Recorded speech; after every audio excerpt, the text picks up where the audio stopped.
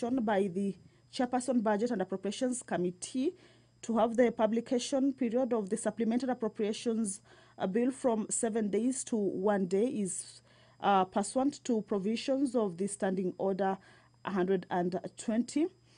And that order is on the publication and introduction of bills. It indicates that a bill shall not be introduced in the House unless it is signed by the member or committee in charge of it. It contains the names of any co-sponsors if it is jointly sponsored. The bill, together with the memorandum referred to... You may proceed.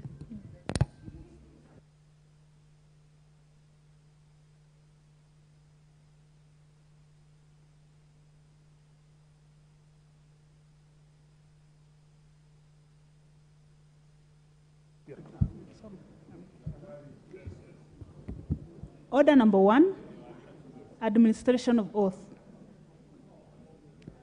Order number 2, communication from the chair. Order number 3, messages. Order number 4, petitions. Order number 5, papers. Order number 6, notices of motion. Order number 7, questions and statements. Order number 8, procedural motion, reduction of publication period of a bill.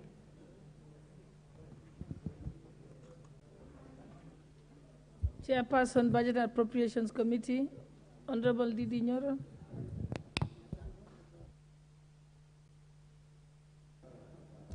Thank you very much, Honorable Speaker. Honorable Speaker, I beg to move that pursuant to the provisions of Standing Order 120, that this House resolves to reduce the publication period of the Supplementary Appropriation, that is number 2 bill, National Assembly Bill number 31 of 2023, from 7 days to 1 day. Honorable Speaker, the reason for doing this is because, as I said yesterday when we were moving a similar motion, Honorable Speaker, this June is usually a very heavy month for us as Parliament and as the House, as it is also for the Executive through the Treasury, because there are so many things to consider around the same period. Yesterday we considered the Finance Bill. We have been considering the budget estimates. Honorable Speaker, we are still considering the county, the CARA, the equalization fund bill, and several other bills, Honorable Speaker, that are towards the public finances of this country. And that is why, Honorable Speaker, I am seeking to reduce this period, and especially lastly because the debate we'll be having on Supplementary 2 would not make any sense if we actually don't conclude the debate today. Simply because next week, end of next week is 30th June, and the year of 2022-2023 will be lapsing, and therefore, Honorable Speaker, I seek that we reduce this period so that the work we have been doing and will continue to do in regards to Supplementary 2 can actually make sense in terms of actualization. Honorable Speaker, I seek to request the very able chairman for Blue Economy, Water and Sanitation, the Honorable Bowen Kagongo, to second.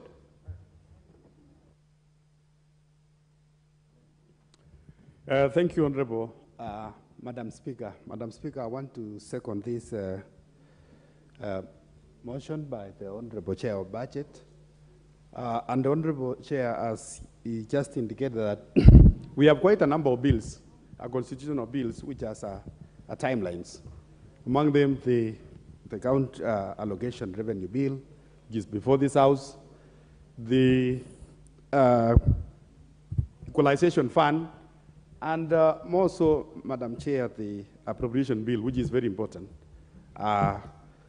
for this House and also for the country, so that we can have money dispersed to our constituencies and also to the counties, Madam Speaker. Madam Speaker, I don't want to belabor too much on this. I want to second.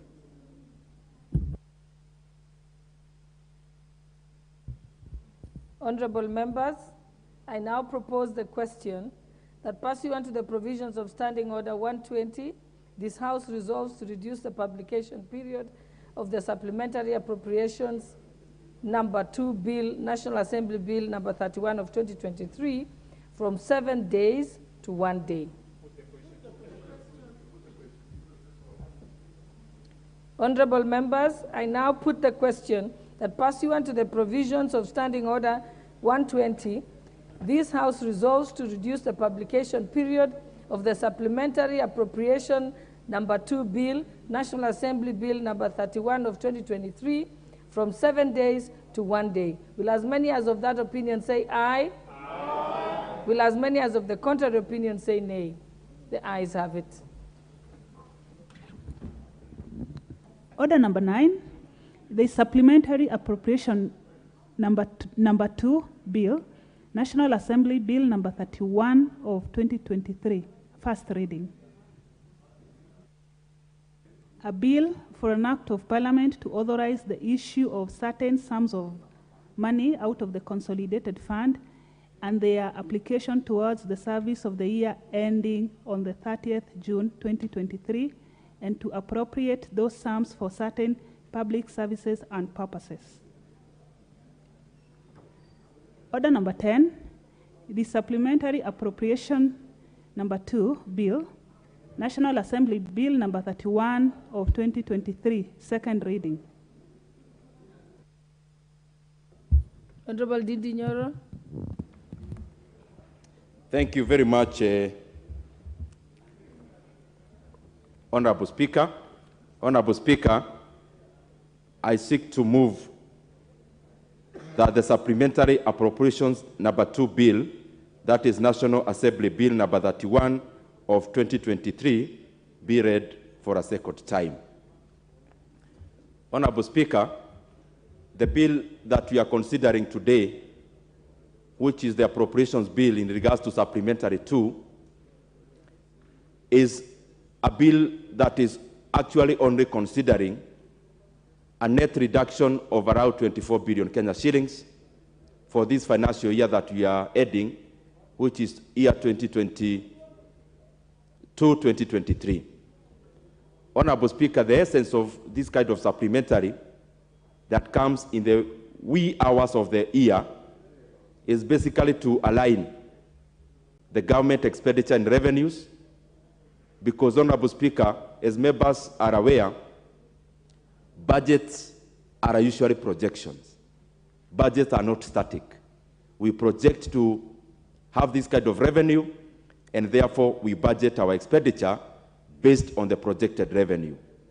As the year comes to the close, the amount of money we are likely to collect as revenue becomes clearer and more accurate.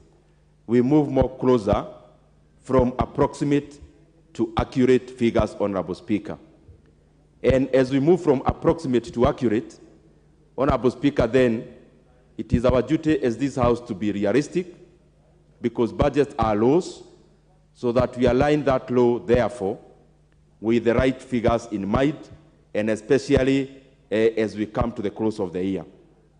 Honorable Speaker, this bill, whatever it is seeking, and I'm sure we debated in the second reading of the report, is a gross reduction in terms of development expenditure by around 34 billion Kenya shillings, and at the same time we are adding recurrent expenditure to a tune of around 9 billion Kenya shillings. Honorable Speaker, as I said in the second reading, sometimes, because I know we have very conscious members of parliament, I have heard Honorable Badi cite this numerous times, and he's justified that we cannot continue to add recurrent, and especially as we reduce development. But I give the justification as the reason that there are some recurrent expenditure that are actually capital in nature. If you look at and peruse the appropriations bill that you are considering, there is an additional recurrent in regards to education sector. This money is not going into travel. It is not going into the other frivolous expenditure. It is actually going into salaries of JSS teachers. And therefore, this kind of recurrent that capacitates our labor force, Honorable Speaker, cannot be put at the same line as the general O&M that we know of that usually constitutes recurrent. And therefore, the recurrent we are talking about, Honorable Speaker, is recurrent that actually capitalizes the Kenyan people in terms of education, because labor, being our top factor of production, is only refined, is only made better, value is added on it through education. Honorable Speaker, also, there are several other things, especially in the recurrent, given the period that we are considering this bill, or we have been considering it. In the recent past, we have had the necessity to be able to draw money from the Treasury to support those of us as Kenyans who may need support in terms of food. And Honorable Speaker, some of those monies in recurrent form is actually going into that sphere. I want also to cite something else and to bring to the attention of members. And I said this, it is not bad to repeat so that we actually get the sense of it. I was talking today with Honorable Gekaria about, because he oversights departments or MDAs that could actually be very rich in A&A. Honorable Speaker, we noted in the consideration of this bill, and also we commented the same during the second reading, that there is a deliberate decision almost cutting across all the MDAs to understate A&A. Honorable Speaker, this country is very rich. Through the position that we are in, serving this House and serving the people of Kenya, I have actually come to a conclusion, except the departments that actually offer pure public goods, like security, public health, and also basic education and such. Honorable Speaker, majority of our MDAs could actually run without drawing from the exchequer or the consolidated fund. This country is very rich. This country has a lot of capacity through the institutions of government to collect A&A, that is appropriations in aid. And something we noted that is making me make this point, or driving me towards making this point, is that we always have a gross underestimation of A&A every time, Honorable Speaker, that we are considering the main budget. And therefore, then what happens? In this scenario that you have supplementary 2, then MDAs show up requesting Treasury to be given permission to expend resources which are in A&A form. And Honorable Speaker, you know that is very tempting. When an MDA comes, they are not requesting for any money, they are just requesting for authorization, then it becomes very tempting to give them authority. Honorable Speaker, what we resolved at the Budget Committee is that going forward, we'll be basing the projections of A&A through the recently collected A&A, not through the projections that are made by the various MDAs. Lastly, Honorable Speaker, there is a tendency also we have seen of very low absorption rate of projects or resources in projects that has got a component of foreign funded. Any project with a component of development partners who are foreign has very low absorption rate, basically because of the processes and at some time also the delay in availing the part of the exchequer in terms of counterpart funding. Honorable Speaker, we may seek to enhance this in future by trying to be much more forward-looking in terms of when there is a conceptualization of a project, then we need to be aware of it early as government and as a people of Kenya so that we have very resources for counterpart funding so that then we can be able to draw on the resources that are availed by development partners. But across board, Honorable Speaker, basically, when a supplementary estimate, like a supplementary budget comes, like the one we are considering, there are always only few options. You either draw back in terms of expenditure, or then you expand your deficit. And I think we have made a unanimous decision as a country and as this House that the whole of borrowing is already too deep. We cannot actually conceptualize digging it further. And therefore, the resort that we had, Honorable Speaker, is to reduce the expenditure, though marginally, so that we do not continue over borrowing. And I want to make it also very clear as I wind up, Honorable Speaker, in the consideration of yesterday, of the same, I stated some figures, and I want to repeat them here for clarity. Last year's deficit in the printed estimates, not the revised, was Kenya shillings 860 billion. Honorable Speaker, around or before elections, 200 billion Kenya shillings had been spent under Article 223. And when you spend under Article 223 without a commensurate revenue stream for that expenditure, that clearly expands the deficit. And therefore, for clarity's sake, the deficit we have been dealing with this financial year is actually 1.1 trillion Kenya shillings, Honorable Speaker, which is much higher in terms of deficit to GDP ratio. On the printed, it was 6.2. It is much higher when you add in the 223. The financial year that we have been budgeting, which will be debating the appropriations bill later on today, Honorable Speaker, we have been able to draw that down from 1.1 trillion Kenya shillings in terms of deficit. And the next financial year, we are coming only to 718. Honorable Speaker, we are moving from 6.2% of our GDP in terms of deficit. We scaled that down in the supplementary one to around 5.7% of our GDP. Year 2023-2024, we have come much lower, even below the projections of IMF and the other Bretton Woods institutions.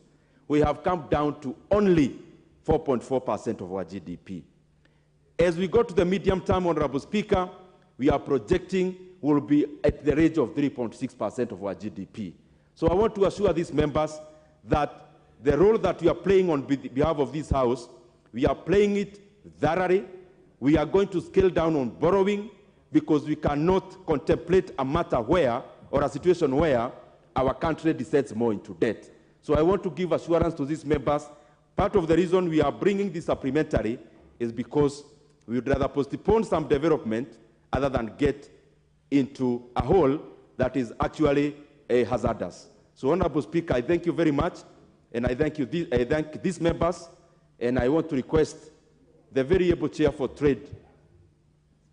Sorry, I want to request the chair for JLAC, the man from Tharaka-Nithi County, the Honorable George Morogara, to second this motion. Honorable Sir George. Thank you. Thank you very much, Madam Speaker. Madam Speaker, I always admire the work that the chairperson of the Budget and Appropriations Committee does, especially during these nascent years when we are trying to work towards ensuring that the government gets money so that it can deliver on its commitments. So I say congratulations to him. We seem to be progressing extremely well, and this is very important. As I move to second this particular bill, allow me, Madam Speaker, to say a few things. First and foremost, it's that we are just about to come to the close of the financial year, and the government needs this money for recurrent expenses and also for a bit of development.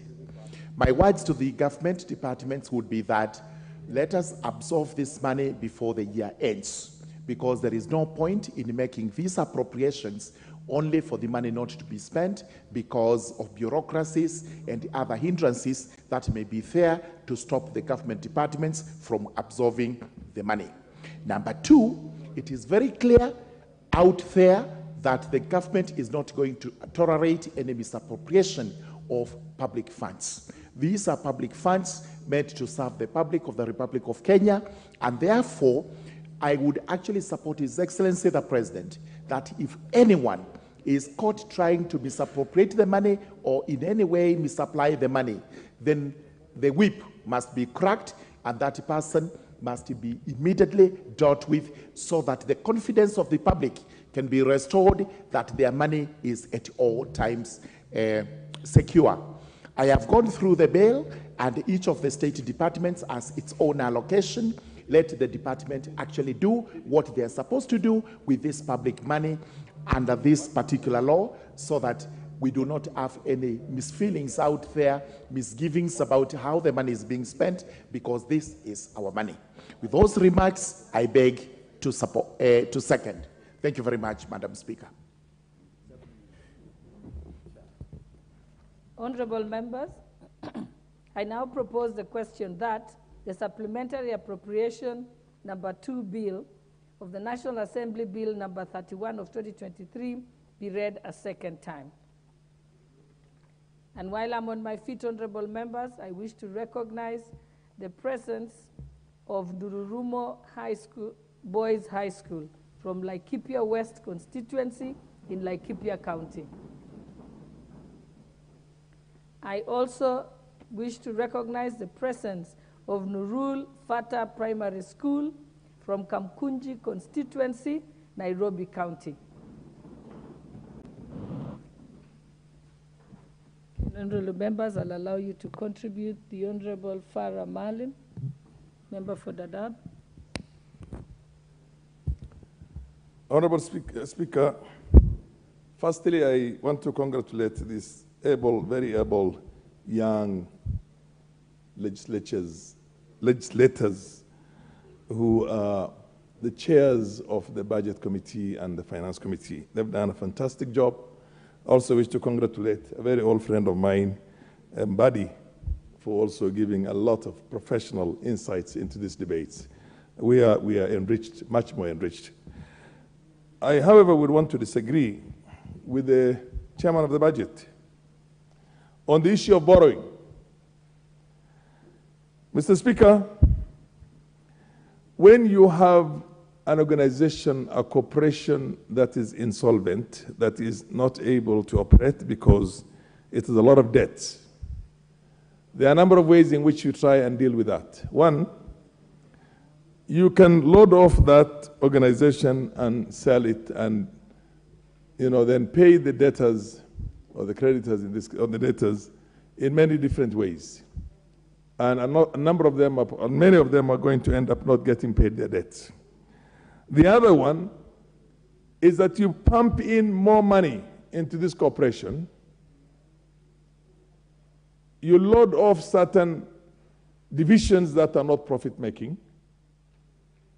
You reconstruct the management of the organization, and then you make sure that that company is able to progressively, over a period of time, begin making less losses, finally break even, and then begin making profits, and then finally becoming a very profitable organization and declaring dividends for the shareholders. The Republic of Kenya and the government of Kenya is a corporation, and the people of Kenya are the shareholders. So when we have a problem with debts, I don't think the situation should be that we should not take more debts. You take more debts. You restructure the management of public affairs. You put up more infrastructures. You enable business and all the different sectors of the economy to improve and thrive. And progressively, you're going to make profits, and the country is going to do very well. Every time when there was a Great Depression and the Americans were lining up for soups in the streets, what did Franklin Delano Roosevelt do? He pumped in money into the public sector. Billions and billions. What was called the Great Deal, or the New Deal those days. Today, as we talk, Japan, which is one of the most powerful economies in the country, has a public debt that is 63% of its own GDP. We have a public debt right now, total public debt, which is below 70% of our GDP. I think it's in the 60s, am I right? 62.5. The US has got an economy right now, a GDP of 24 trillion. The total US debt today is 36 trillion. 160, 170% of its own GDP. What I think we should do, when you borrow money, even for your own business, and you use that money to go and marry a second wife or a third wife, or go and put up a big house in Karen, or go and enjoy yourselves, the consequence is bad because you're going to be auctioned. The same is also true for a government. If there's a lot of corruption, a lot of stealing at the highest level of the government itself, like what we have experienced for the last 10 years under Jubilee government, then of course the consequences becomes very bad. But if we're going to change that and have a serious prudency in the management of public finances, then we can go on an ambitious infrastructural development in this country and put up industries and do all sorts of things to make sure that we have an economy that is growing and growing at a very fast rate. Mr. Speaker, Madam Speaker, when we got independence, a few years after we got independence, South Korea, a country where I visited and I had the opportunity of doing a program in my master's in business administration in one of their top universities there. The only thing they had those days was seaweeds as the only resources that country had at time of independence. But they got a very brilliant general called Park Chung-hee, who took over through a coup, but then who came to Kenya, borrowed $1 million from the first president of this country, and used that $1 million to travel the whole world, negotiated loans with all the developed world, sent in 3,000 young South Koreans to go and study critical fields, engineering, and came back and implemented it. Today, their GDP is 2.4 trillion. Our GDP is 100 and something billion. Because he did not steal. When you have a political class that it becomes the richest in a country, where you have the richest person in the country or the richest family is the first president's family, the second richest is the second, the third richest is, and progressively like that, then people don't have to go and invest in industries. You go and invest in politics. You go and invest in politics. So those are the areas. We've got 20 million acres of land that is idle, most of it grabbed by people who are politically connected. We have a farming community in this country that's able to turn around things. Take back that land, allocate it to 1 million farmers in Kenya. Each one of them has got a family of 10 or 8. You will see how the economy is going to go over the roof. They will produce and produce big time. We had a coffee industry in which we were producing 143,000 tons 30 years ago. Today we're producing less than 42,000. Why? Because the political class became millers, they became middlemen, they became brokers, they kept on feeding on Kenyans, the poor Kenyans, while our coffee is being sold for 2,000, 3,000 Kenya shillings outside, are being given 50 shillings now for a kilo. The coffee farmers have gone to hell. None other than a government that was there.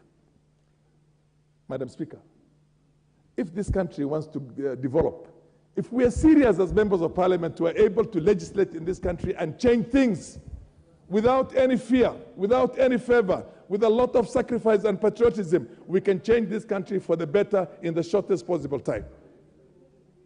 In the shortest possible time, if you do the right things. We can invest, we can borrow heavily from outside, but invest in the appropriate industrial undertakings in this country so that this country becomes an industrial country in the shortest possible time. But we're going to invest and take the Euro bonds and steal it, take another bond, go to commercial banks because these are the only people who give kickbacks. Go and put up white elephant projects like SGR because there's money that's going to be given in that. Then we have a problem. Then we have a serious problem. The problem is not because the nationals of these people are not hardworking. The problem is not because we don't have a potential. The problem is because you have a corrupt, God-forsaken, damned political class. And we are part of that political class, for information. We are part of that political class. So my position is, young man, you have done a good job. the MP for Kandara, am I right? Kiharu, where the great Matiba came from. But for God's sake, go back to the Hassala government and come up with the right programs for Kenyans. We cannot be in a country where the tea farmers, our tea farmers, we still have farms that are going to be in the hands of foreigners and multinationals for the next 1,000 years, and we call ourselves independent. No, take back those farms and allocate it to the same people who have the right, the indigenous people of that area. The smallholders will do a good job. But then if you also go and participate in that and take your own farm and you're a president or a deputy president or God knows who you are. Let him have 1 minute. And then you think you can do that? That is wrong. That is wrong. And by the way, if you don't do it, I promise you today, if this government, Hassala government, does not become a serious Hassala government, I'll run for the presidency in 2027, and I'll campaign on what I'm campaigning, and I'm going to win, and your government will lose. So the best thing, what you have to do, become a serious Hassala government and address the areas I'm talking about. Give back the tea farms to the indigenous Kalenjins, poor people who have been taken over their land. I'm telling you, don't look at the relationship you're going to have with what do you call the British, the Americans, whatever it is. They came, they took our lands without us giving them a permission. We want it back now. And we can produce and get more money. You have what you call, listen to me carefully. They have a whole chain. The importers are the same company. The exporters are the same company. They have what you call transfer, the resellers.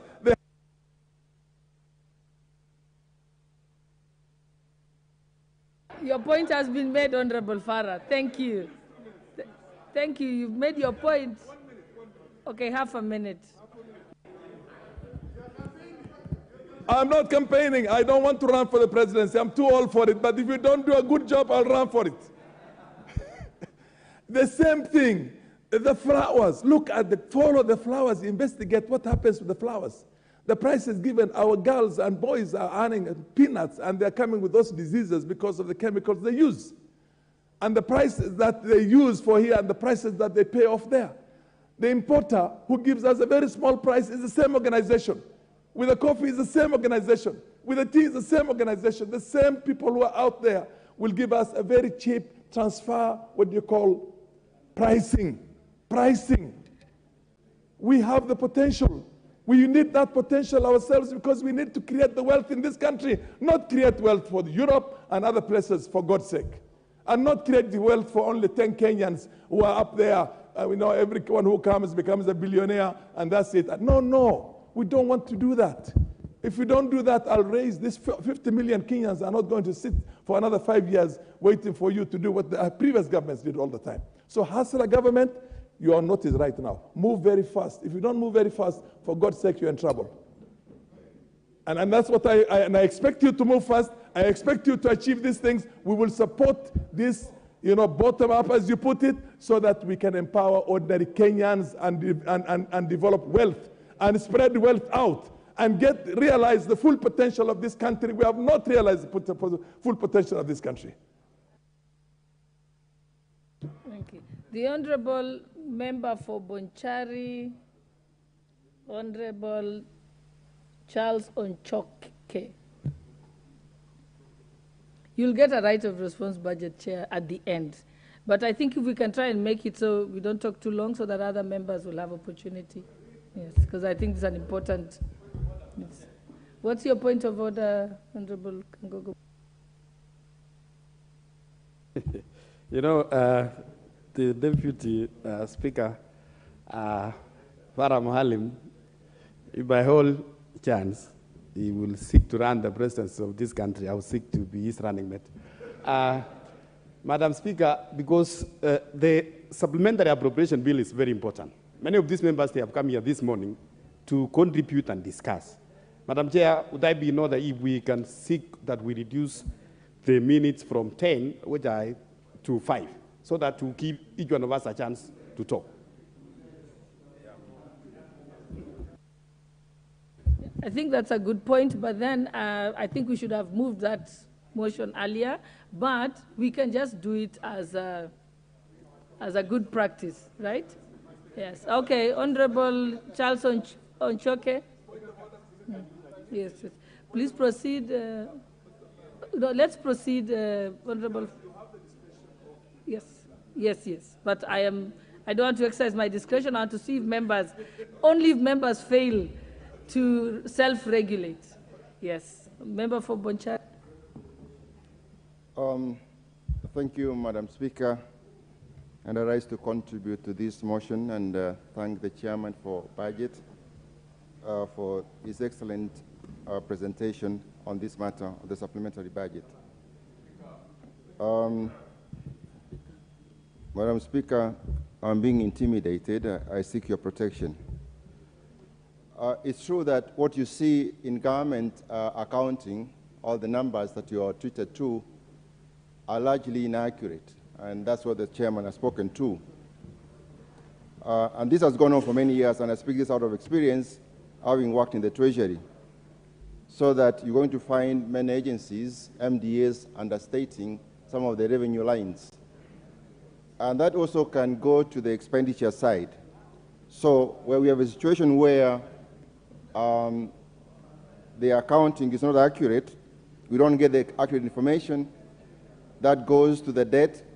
The debt is not properly accounted for. We're not sure that the numbers we talk about are accurate. It may well be that the country is in serious debt position level. So, as we are discussing this, it will be very important going forward that the Treasury and all the MDAs improve their financial management and record keeping. The realistic projections are going to affect the way we manage our affairs in the country. If it's not realistic, there's going to be revenues falling short or the expenditures shooting what has been indicated in the statements and the numbers that have been approved by Parliament. The pending bills are going to be a problem as they are at the moment if they are not properly accounted for, Madam Chair, Madam Speaker. One other thing, Madam Speaker, that we see going on in government is the efficiency or lack of it in managing public finances. You get a lot of stories, you hear a lot of the conversation going around about the wastage and privilege, the hemorrhage, the resources that we are collecting, so that we want to come to a level, a situation where all this is taken care of, the leaks are sealed, so that what is meant for this country comes in, is accounted for and used for the purpose for which it's intended. Whereas there might have been problems in the past, let that not be an excuse or a scarecrow or some boogeyman for not us to focus on what's happening at the moment. We should take note of what happened in the past and also be very vigilant on what's happening at the moment so that we can get and break away from the bad past and be able to play our role of oversight so that Kenyans get value for the money that is collected from the taxes. Osoro is harassing me, Madam Speaker. And one other thing that is happening, particularly in Bonchari, and I think I can speak for the whole country, the healthcare is in a problem. Not a single day goes without somebody calling from Bonchari for a medical bill that has not been paid. NHIF is not working. No public hospital is working, at least where I come from. I don't know about the rest of the country. The education is a big problem. Teachers are not paid. The monies that are supposed to go to the schools haven't gone in good time. I have a number of schools in Bonchari that are complaining not having received their monies from the Ministry of Education. So that as we are discussing these matters, Madam Speaker, we take cognizance of these very important sectors, health care, education, and they be resourced appropriately, and the monies be released and dispersed in good time so that they can serve our people, our students, so that we have a country that is moving towards economic development and growth. I thank you, Madam Speaker.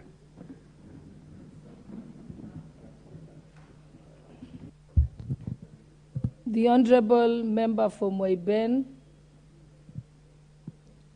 Honorable Professor Barto, I see your card here, or are you not ready? Yeah, and honorable members, like we said, let's keep it short so that more members can be able to contribute. And for those members who've already contributed, if you could kindly pull out your cards so that you can give others an opportunity. Tafadhali. Thank you, Madam Speaker. Before I became a member of parliament, I was a teacher, so I know how to keep time. Madam Speaker, I rise on behalf of the members of Moiben constituency to support the motion brought by the chair.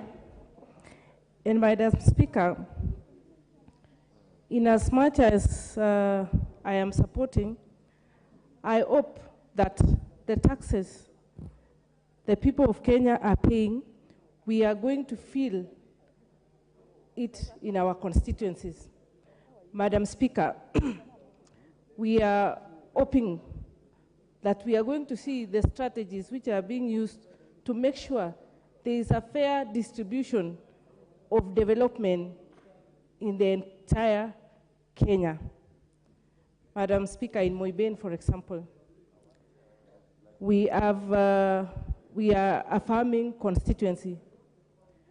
We are looking forward to support farmers are going to get to build their capacity and to get support in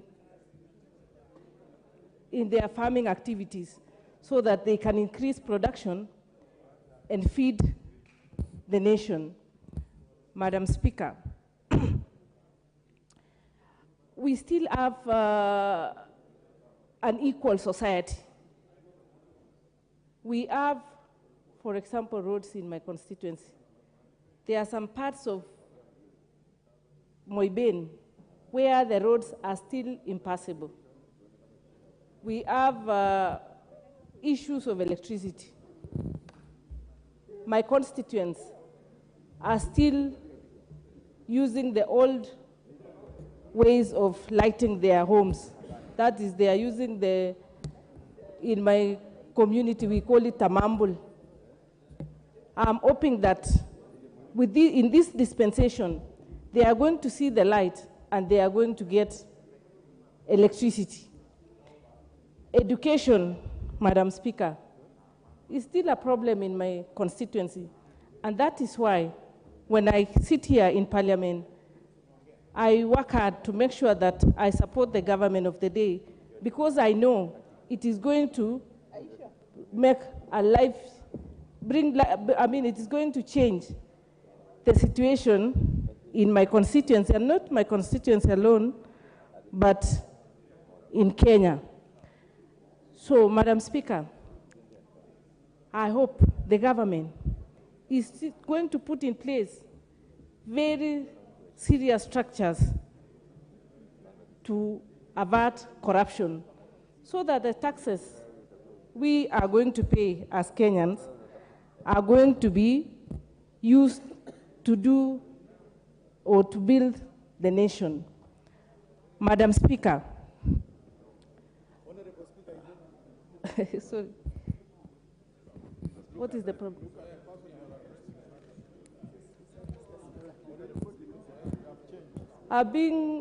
I'm receiving so many lessons from here, so I don't know which one to take. Honorable. Proceed. Thank you. Thank you. So, Madam Speaker, I was saying,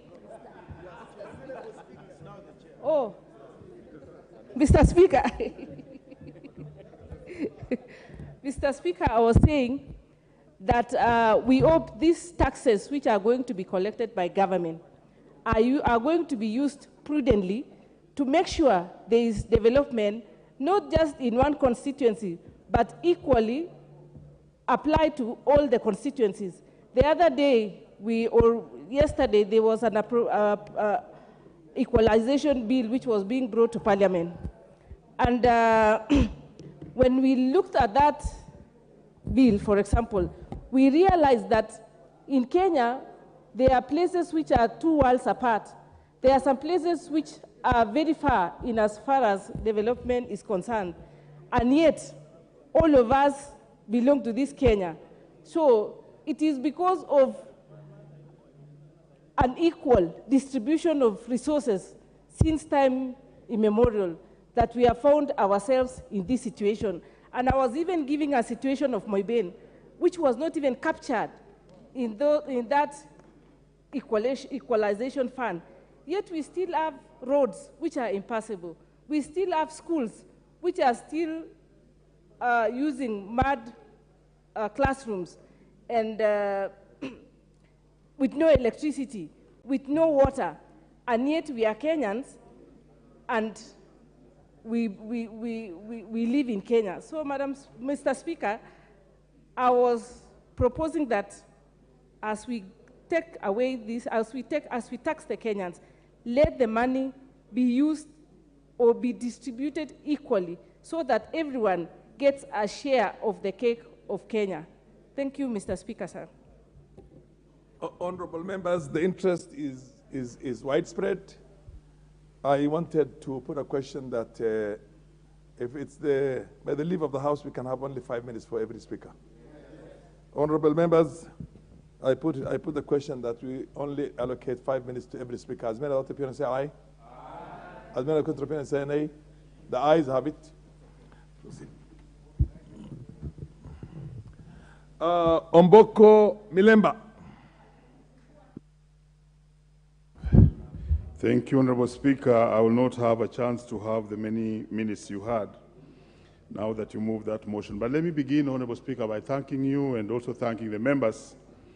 This season of budget, we have seen a lot of very high quality debate in the House, and I really want to love the members for that.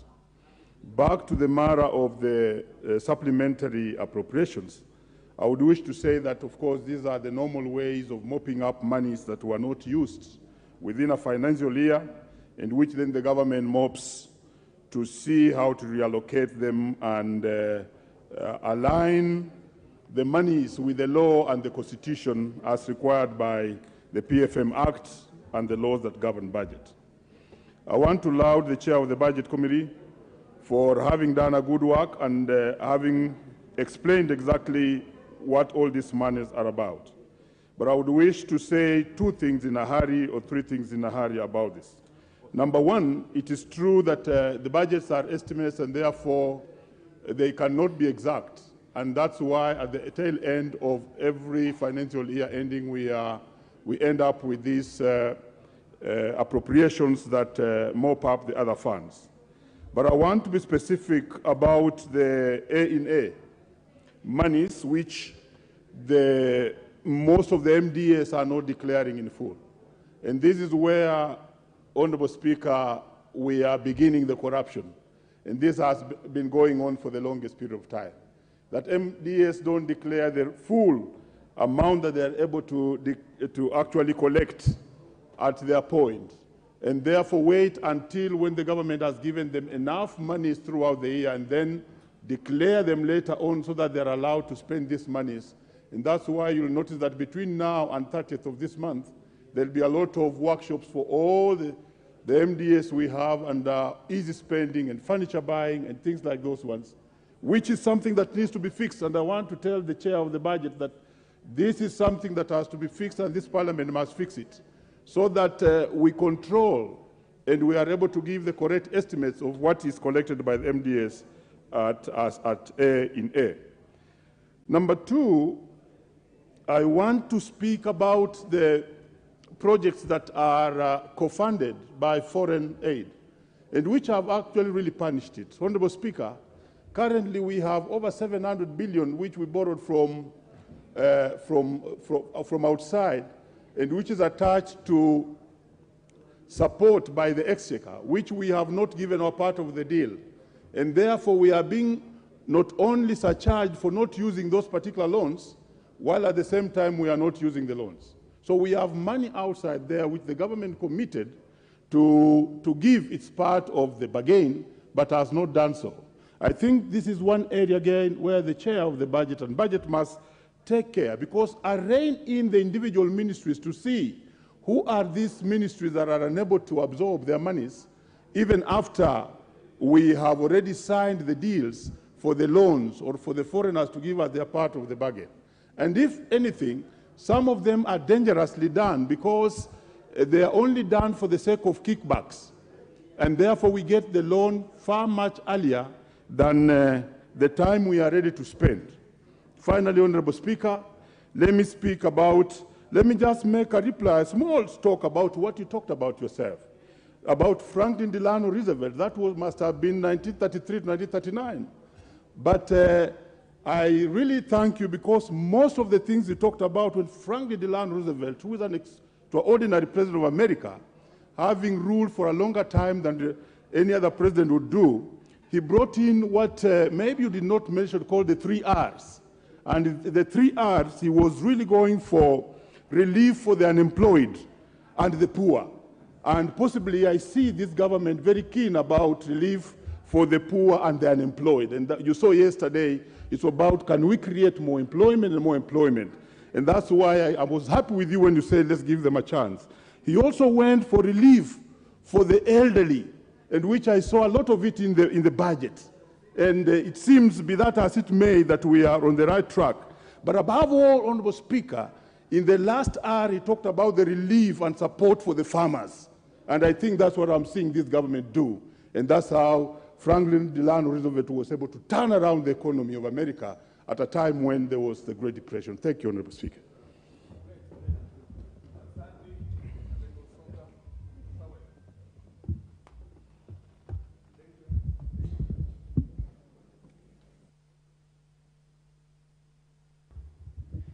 Thank you, Honorable Speaker, for this opportunity to support the Supplementary Appropriations Bill number 3.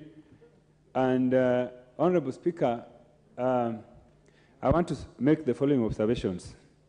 One, Honorable Speaker, even though this House, through the departmental committees, appropriate resources to MDAs and ministries, we have observed that the House does not engage in proper oversight and implementation of these budgets.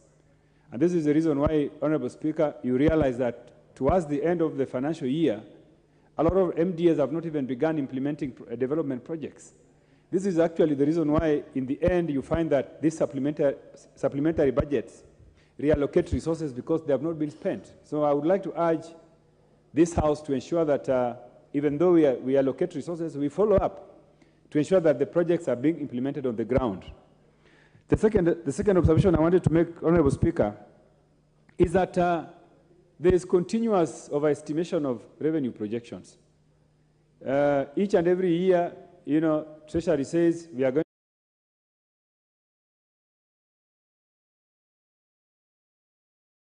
to. I think it is time that we insist as a House that revenue projections are realistic, and that what is projected is what is actually going to be achieved. It is not rocket science, Honorable Speaker. This is something which we can do.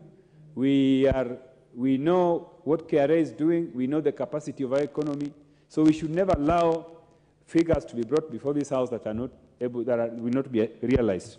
Because this is really what's affecting this, the budget implementation. Because when you say you are going to collect this amount of money and you don't do it, it means that the promises you gave to the people on the ground in terms of public participation, some of those projects will not be achieved, and it will affect the people on the ground. Thirdly, Honorable Speaker, is that we have noted that there is continuous misuse of Article 223. Honorable Speaker, this House is investigating misuse of this article, and I know that there are committees that are investigating usage of this article in the previous regime, and reports are going to be presented in this House. But even though this is ongoing, we are still seeing government still using this article inappropriately. And I think this is also something which we said, Honorable Speaker, that we should never allow as a House. Whatever the justifications, I don't think it is appropriate for this House to allow government to spend money which is not budgeted for. Unless it is serious emergency, but the resources that have been used in on this budget in the area of Article 223 is not making sense. I don't think the government should have done that. I think let us be strict as a House and insist that the budget as approved in this House is what needs to be implemented. The third observation I wanted to make, Honorable Speaker, has to do with the absorption of donor-funded development projects. Honorable Speaker, this is a crisis. And Honorable Speaker, from my previous background, I worked in the banking sector. And I can tell you, Honorable Speaker, that donor-funded projects does not move very fast. They do not move very fast because of the involvement of the donors themselves. Because when a donor is giving you resources to do a project, they want to participate in the procurement process. They want to ensure that the company implementing the projects are their own companies. They want to regulate, how resources flow. And this is affecting development projects. Honorable Speaker, in my constituency, there's a project which is funded by World Bank. And this project has dragged over the years beyond the period which the project was supposed to last. And each and every year, the government has to go back to the donor to request for extension of the project period. And if you look at the reasons why this project has delayed, it is purely because of the donor misbehavior. So I think if we are going to rely on donors to support our projects through loans, then we need to ask our technocrats in Treasury to define the procedures that should be used to fast-track these projects. Otherwise, we are going to have huge development allocations from donors which we will never spend and which, in the end, is going to hurt the performance of our economy. Otherwise, thank you very much, Honorable Speaker, and I want to thank my chairman, my able and competent chairman, Honorable Ndindi Nyoro, for a wonderful presentation of this report. Thank you. Honorable Bowen Kangogo. Mr. Speaker, thank you for giving me this opportunity to support this supplementary appropriation too.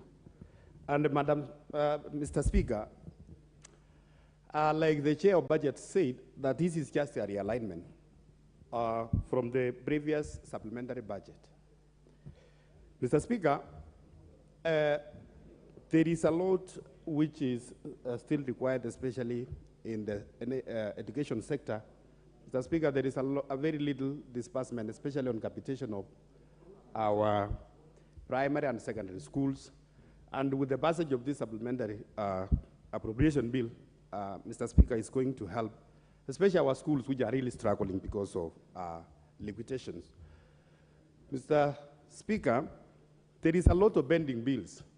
This government engaged a lot of contractors. People have been in the fields working on different projects. And with the passing of this appropriation bill, those people are going to be paid, Mr. Speaker, because some of them, they have taken loans, and there is need for them to be paid because of the work they have done. Mr. Speaker, I want to talk about the donor-funded projects. Like the Honorable Attorney said, that most of these donor-funded projects, they come with some conditions. Mr. Speaker, I'm the chair of Blue Economy and Water. And if you see, many of the stalled projects in water are donor-funded projects. These are projects which comes with a condition that the contractor must be from that country giving us the donors. For instance, we have a case of Italian cooperation projects, which has many of them, they have stalled because they are seeking to have Italian contractors to work on these projects. And this one, and it's not possible to operate, for them to operate from Rome and work or implement projects which are working in this country. Mr. Speaker, again, on the big projects, I think, Mr. Speaker, the ministries, before they engage on the huge projects like the dams in this country, there is need for them to acquire the land first. Because you will find that the contractor is already been contracted, he has an active contract, he's supposed to move to the site, but you will find that the land acquisition is not there. So it delays the entire process. Mr. Speaker, I want to talk on the issue of consultancy. If you look at how much the government is paying in terms of consultants, you will find that a project has a consultant money even bigger or even more equal than the project itself. I want to ask the Honorable Chair of Budget to look into this, because there is no way you can have almost half of money for a project going towards consultants When the government also, for instance, Mr. Speaker, in water projects, the government, they have so many engineers in this country. But you will still find that the amount of money given out for consultancy is more than even what is required to develop those projects. Mr. Speaker, I want to ask the committee of the Public Accounts Committee, what is the role of Public Accounts Committee reports vis-a-vis the budget-making process? Mr. Speaker, you will find that we have tabled so many reports here, public accounts reports showing misappropriation of funds in our ministries and the MDAs. But during the budget-making process, those reports are not factored in to make sure that the ministries and the MDAs, which they have misappropriated a certain amount of money, that money should be reduced equal to what the budget, the BSC reports is reported. Mr. Speaker, on issues of borrowing, Mr. Speaker, we support that we cannot continue borrowing. But at times, Mr. Speaker, if there is need for us to borrow, let's borrow and use the borrowed money to specific projects which are meant, to which the borrowing was meant, and to avoid cases where we borrow and that money gets lost without any tangible project. I want to support, Honorable Speaker. Badi, MP for Changamwe.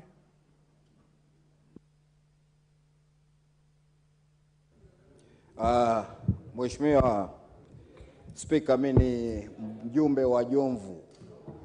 Jomvu imekatwa kutoka Changamwe, ndio tukapata Jomvu, na kutoka wakati Jomvu ilipoundwa mwaka 2013 mpaka leo, mimi ndio mbunge wake. Kwa hivyo mimi ni mbunge wa Jomvu wa kudumu. Mheshimiwa Speaker, mimi nashukuru, nataka kuunga mkono mswada huu na vile vile kumpongeza Mheshimiwa Ndindi Nyoro kwa ile kazi nzuri ambayo amefanya. Lakini Mheshimiwa Speaker, pia nachukua maneno yako ambayo umeweza kuyaongea juu ya nchi kama Korea na nchi nyingine. Ni majuzi tu Mheshimiwa Speaker, maneno yako ni ya kweli, kwa sababu tulikuwa nchini Korea. Ndani ya Seoul peke yake, Mheshimiwa Speaker, kuna madaraja 32 katika river, ambayo ile ni hali ambayo tumeiona ya maendeleo sana. Kwa hivyo Mheshimiwa Speaker, yale ambayo yanafanyika katika nchi nyingine, tutarajia na sisi tukipata pesa zetu tutaweza kupeleka pesa hizi kwa miradi ile ambayo imetengwa kuifanyia kazi, sio kufanya ufisadi na pesa zile. Kwa ajili bajeti hii ya ziada ama supplementary budget, Mheshimiwa, tukiangalia ni mpaka tarehe 30 mwisho wa mwezi ndio mwisho wa kumalizika kwa mwaka wa bajeti. Kwa hivyo ni wakati mzuri kuona kama wenzetu vile walivyosema kuwa pesa zile zinapelekwa kwenye miradi na kutumika vizuri. Mheshimiwa Speaker, mimi leo nazungumzia kuhusu Jomvu. Jomvu kuna mahali kunaitwa Jomvu Madafuni, ambapo kulitengenezwa barabara project A109 kutoka Baroda kuja ikamalizikia hapo Madafuni. Mheshimiwa Speaker, pana kipande cha mita 800 peke yake. Hata makamu wa rais Mheshimiwa Gachagua alipokuja kuzindua mradi pale Bonje, alizungushwa mpaka Changamwe kilomita 5 na mahali ambapo ni pa mita 800 pa kupita kufika kwenye mahali pengine ambapo anakwenda kufungua mradi. Nasema hivyo kwa maana wale watu wa serikali ilikuwa hawataki makamu wa rais aone yale. Lakini uzuri nilisema mbele yake na nikaeleza mbele yake kwa nini alizungushwa, ni kwa sababu asione pale mahali pabovu. Mheshimiwa Speaker, mahali pabovu hapo pamefanyika maandamano na watu wangu pale wakilia. Mimi nasema haya kwa sababu pesa hizi zikipatikana zisifanyiwe ubadhirifu, pesa hizi zipelekwe kwenye miradi ile ambayo inastahili. Na moja ya mradi ambao wastahili ni kumaliza hicho kipande cha Jomvu Madafuni ili kuona kimeweza kutengenezwa katika hii bajeti ya ziada. Nasema haya Mheshimiwa Speaker kwa sababu pesa katika mradi ule, kuna pesa kutoka African Development Bank, Pesa katika mradi ule, kuna pesa za European Union ambazo ziliwekwa, lakini leo zimefujwa, mpaka leo watu wanadai. Kuna watu katika sehemu ya Nakol ambayo mimi Mwenyezi Mungu akinijalia siku ya Jumanne nitaleta petition yao hapa bunge, kwa kuwa waliweza kuondolewa na pasi na kulipwa na wakati pesa ile iko. Kwa hivyo tuna hofu pia pesa hii kupatikana alafu iende katika njia ambayo itakuwa sio. Mheshimiwa Spika, ufisadi katika Kenya umekithiri sana. Leo kuna kampuni ati katika hapo mahali imeenda kuchukua kotoda inaitwa Synergy Gases, ya negotiate na serikali, alafu kisha mwenye kampuni ataiambia serikali na kupunguzia milioni 50. Mimi sijaiona kuwa private entity iweze kusamehe serikali, isipokuwa hii ni negotiation ambao waliifanya na National Land Commission na watu wale wa Kenha. Kwa hivyo naiomba serikali kuona kuwa Mheshimiwa Ndindi Nyoro kazi nzuri anayofanya, pesa hii ikipatikana iende pale kwa ile miradi ambayo inaweza kupatikana. Na vile vile na kupongeza Mheshimiwa Mwenyekiti kwa kazi nzuri kuonesha tajriba kama kijana kusimamia katika bajeti ya Kenya. Asante Mheshimiwa Spika, na Mungu aibariki nchi. MP for Kilifi North. Thank you very much, Honorable Speaker. Honorable Speaker, I stand to support this supplementary appropriations bill, and in supporting it, I know when I was on the other side with my brother Mbadi, we used to be very critical about 223 and why it should not be used by governments, because we always felt that, one, it is one of the ways that propelled corruption. Two, we felt that it is the wrong way to manage a government and to manage finances in a government, because you're giving an opportunity for people to spend money the way they want without regard to the law passed in this parliament. And I agree totally that it is the wrong way to do.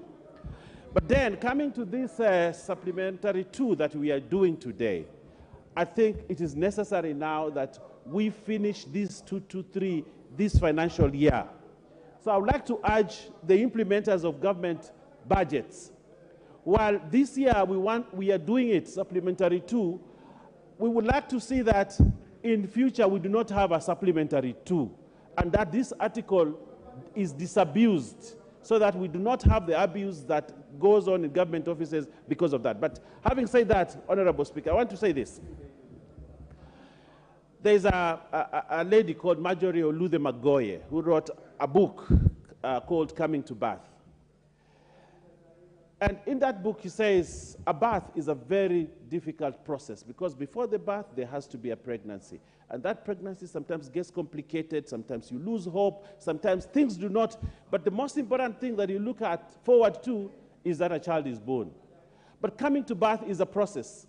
This country is coming to birth. But the process will be painful, will be difficult, will go under the hills, under the valleys, will go all through those places. But I'm very optimistic that with this budget that my friend Ndindi Nyoro is midwifing, and that our dear brother Kuria is midwifing the finance bill, I think this 13th Parliament will be counted as those that help this country to come to birth.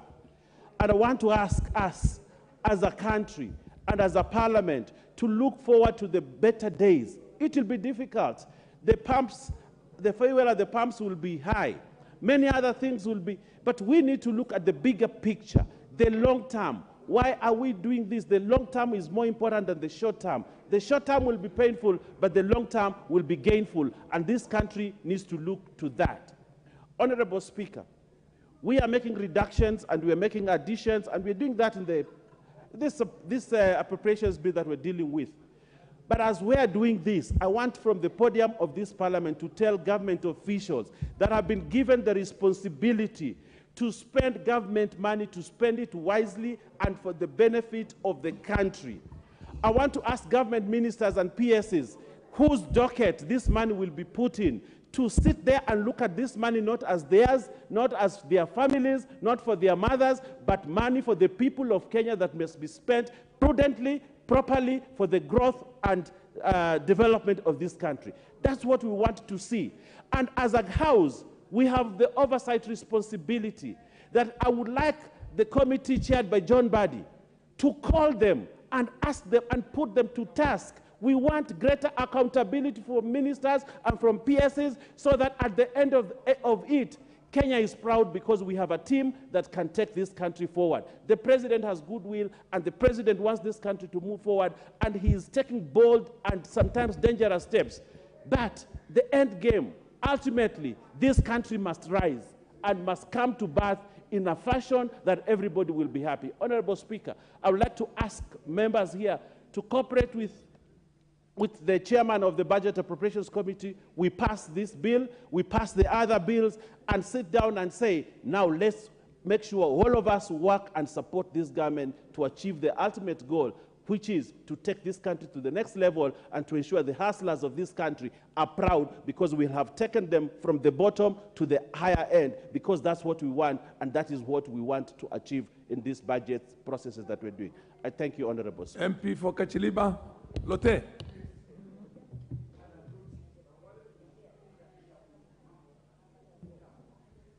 Okay, thank you. Mr. Speaker, I am rising to support the passing of this supplementary appropriation bill, number 2, with the following. Mr. Speaker, if we look at the reasoning of us having supplementary budgets, is for purposes of us trying to get a bearing from the budgets that have been done before, collecting and redirecting resources to the most appropriate area, Mr. Speaker. It is sad, Mr. Speaker, that as a House, we sit to look at budgets, approve them, and then allow the executive to be able to manage these budgets in a proper manner.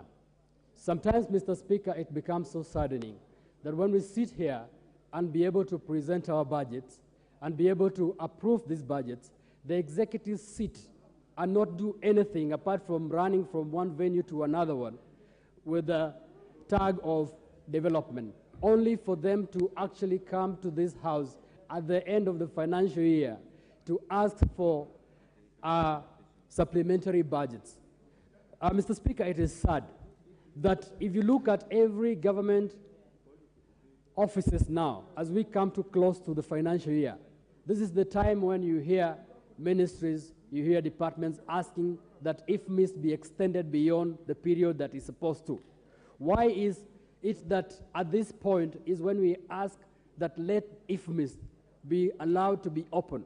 This is the time when there's a lot of traffic in our IFMIS systems in this country, because for a whole year, most of the executive officials will run from one venue to another one without knowing that we have given them these budgets for them to be able to deliver to the people of Kenya. If you look at the expenditure that comes at the tail end of the year, Mr. Speaker, most of these expenditures are not for development, Mr. Speaker. Most of them will want to print T-shirts. Some of them will want to actually even travel from one venue to another one in the name of workshops, at the expense of the development that these budgets are supposed to do, because most of them are afraid of returning the monies, and so they want to show that they can be able to spend. Because of that, they put these monies in things that are not going to develop this country, Mr. Speaker. And so I want to say that as we look through supplementary appropriation in future, we need to look at it in a manner that we see that resources are directed to the things that will help this country move forward, and not the officials stay very comfortably. Mr. Speaker, we are also aware that this country is managed by the executive wing through the PSS down to directors. Mr. Speaker, it is sad, and I'll say this, that resources are always directed, most of the time, to areas where these officials are coming from, Mr. Speaker. People of Kachaliba who do not have a lot of people sitting in offices do not get resources, despite the fact that I sit here as a member of parliament and actually approve this appropriation. But when it goes to the officers there, they do not know Kachaliba, and there is no person from Kachaliba that sits to say at least some of these resources go there. That is why we are asking, can these resources be directed equitably across the country and not from the angle of where do I come from?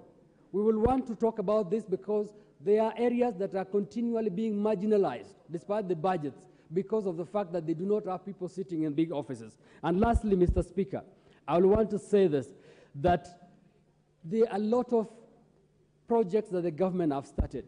But surprisingly, if you go to our highways, for example, our highways are well done, but immediately the highways start to wear out, nobody is actually trying to put resources. And I don't know if it's our disease of the Africans or what, there are no resources that are put to maintain already made projects. So I actually want to laud the budget committee chair and the budgets that have been put, but also to say that let us not continue developing, initiating new projects if we have not been able to finish the projects that we started, and that if we are also not able to put resources, Mr. Speaker, to be able to maintain some of the projects that have been done in this country. So it is sad that you have a good road, and when there's a pothole, we want to do another new road, and yet we cannot continue maintaining the one that we did before. So, Mr. Speaker, I support this appropriation.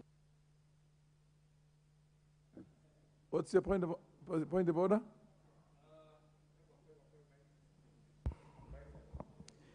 Mr. Speaker, I am looking at the, first of all, I must thank the members who are here present, because you know the time we left the House chamber last night, and I know this bill has elicited a lot of interest, but Mr. Speaker, I'm looking at the order paper, and I see that the next bill is also a bill on the same issue of money and budget, and I think the members who are present in the House would want to contribute because there is a lot of interest, but it is the same, it talks to the same thing. So I am standing on standing order number 95-1, and I'm asking that the mover be called to reply so that we move to the next bill, and the other people, the other members will be given the opportunity to contribute to this bill in the next bill. In the next order, Mr. Speaker, I submit.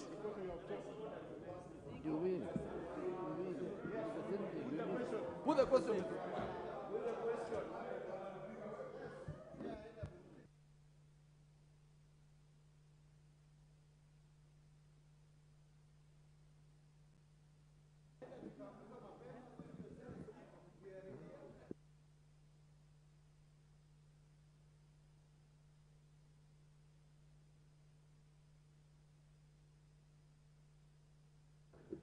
Okay, the Honorable, your point is taken, and the chair will act appropriately accordingly, but let's hear from Honorable Mbadi.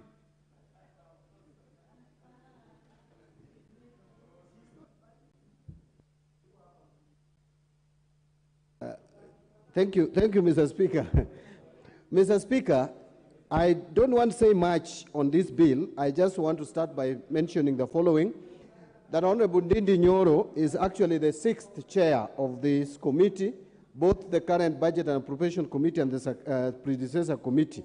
The first one was Martin Ogindo, then we came to Elias Mbao, then Mutava Musimi, Imani Chungwa, Kanini Kega, and now we have Ndindi Nyoro. I must say that Ndindi Nyoro is coming out. I want to repeat this again as a very good member of this committee, because you explain a lot to members to understand what is contained in the budget estimates. But allow me just to say the following, Chair, Mr. Speaker. First, Public Accounts Committee has a responsibility, yes, and as the chair of that committee, I give my guarantee to this House that by mid-July, which is next month, you will receive the first report from our committee of 2020-2021, and we intend to complete 2021-2022 by October this year, so that from next year, February, we'll be dealing with those accounts which were presided over by the current principal secretaries. Therefore, that will enhance accountability.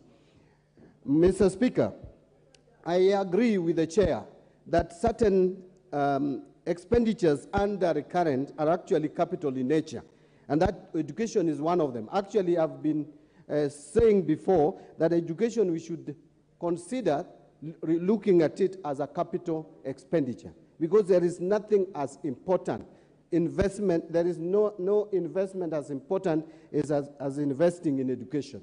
But Mr. Speaker, I want the chair of the Budget Committee to be looking at the luxury lines all the time when we are doing the budgets. And the luxury lines are basically 4. That is the domestic travels, foreign travels, hospitality, and then fuel and maintenance lines of our budgets. This is where we have a lot of wastages. But I also want to appeal to this House and the country at large that we need also to consider what is happening in the counties. There is overemployment in the counties. You find a new governor coming into place and hiring drivers, and the drivers who were used by the previous regime are earning a salary without vehicles to drive. Really, the role of a driver is to drive a vehicle. So if you have put a driver to earn a salary without a vehicle assigned to that driver, honestly, this is serious wastage. I don't know whether it is what kind of fear that they have, that they end up now fearing the drivers of the previous. I wonder whether the drivers would want to kill them and in the process also kill themselves. But Mr. Speaker, as I conclude, the problem again in this country, and you see, we need to employ prudent, efficient, and effective utilization or application of our resources to realize economy in the use of resources. I am disturbed, Mr. Speaker, with the two things. Emerging cases of corruption.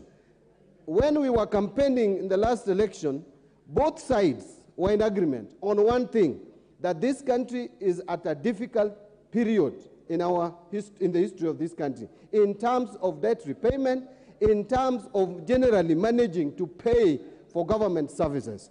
That we were in agreement. And we agreed that we need to do something on wastages. That was also agreed. Probably where we disagreed is how to actualize the same. Fight against corruption must be prioritized. Mr. Speaker, we are seeing financing of luxury. That is what is bringing this country down. We are financing luxury and bloated government. There is no need to enlarge the size of this government any further. We have too much government in place, both at the national level and at the county level. Kenyans are overrepresented. Kenyans feel overburdened by government, a very heavy government weighing on our people and sinking this economy. We need to reduce the size of government, not by retrenching people, but by not creating any additional offices. There are unnecessary wastage of resources. And luxury, and I want to be very clear, my last comment. You find a cabinet secretary downtrodden everywhere. And like the one for where Honorable Kagombe comes from, the one for trade. Honestly, I don't even think he represents this country. If what he's saying locally, Mr. Speaker, causes a lot. Mogaka, MP for West Mugrangu. Thank you very much, Mr. Speaker. I'm honored to also support this supplementary estimate appropriation number 2. And before I do so, permit me to also join my colleagues to thank the chair of the Budget Committee, as well as the chair of the Finance Committee, for navigating the country and this House to where we are today. This is the very first ever finance bill for this government, a bill that has attracted interest, unprecedented interest, and educated the entire population on how budget making is taken through.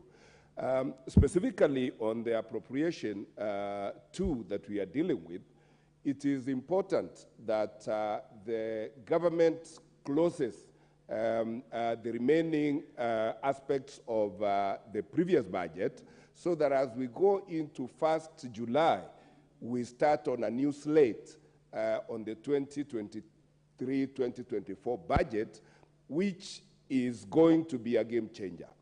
It is going to be a game changer right from this House, but it takes this House to make the executive responsible for implementing the projects as budgeted for. I want to ask all members of this House, in our collective oversight role, let us drive and oversight the executive of this country to ensure that Kenyans get value for their budget. I am particularly excited about this budget, and under Article 27 of the Constitution, every Kenyan should be treated equally.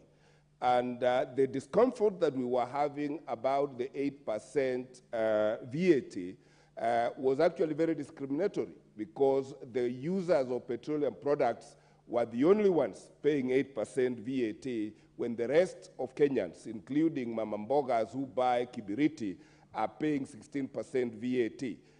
That amendment that we made yesterday equalized all Kenyans, so that under the VAT Act, every Kenyan is treated equally, pays equal VAT, irrespective of what product they are going to purchase.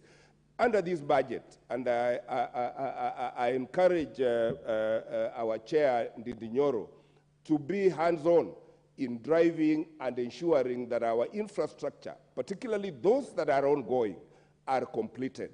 I want to see under this budget that the pending ongoing projects in my constituency, whether it is Nyaisa Secondary School, Nyansabakwa Secondary School, Nyamtentemi Secondary School, Senator Kebaso Secondary School, we want to see completion of these projects so that our constituents can start enjoying value for the taxes that they are going to pay. I want to support this bill and promise Kenyans that I will do my part as a member of parliament to do the oversight and ensure that Kenya very soon joins Singapore and South Korea as one of the most developed countries. I support. Wanyonyi of Kwanza.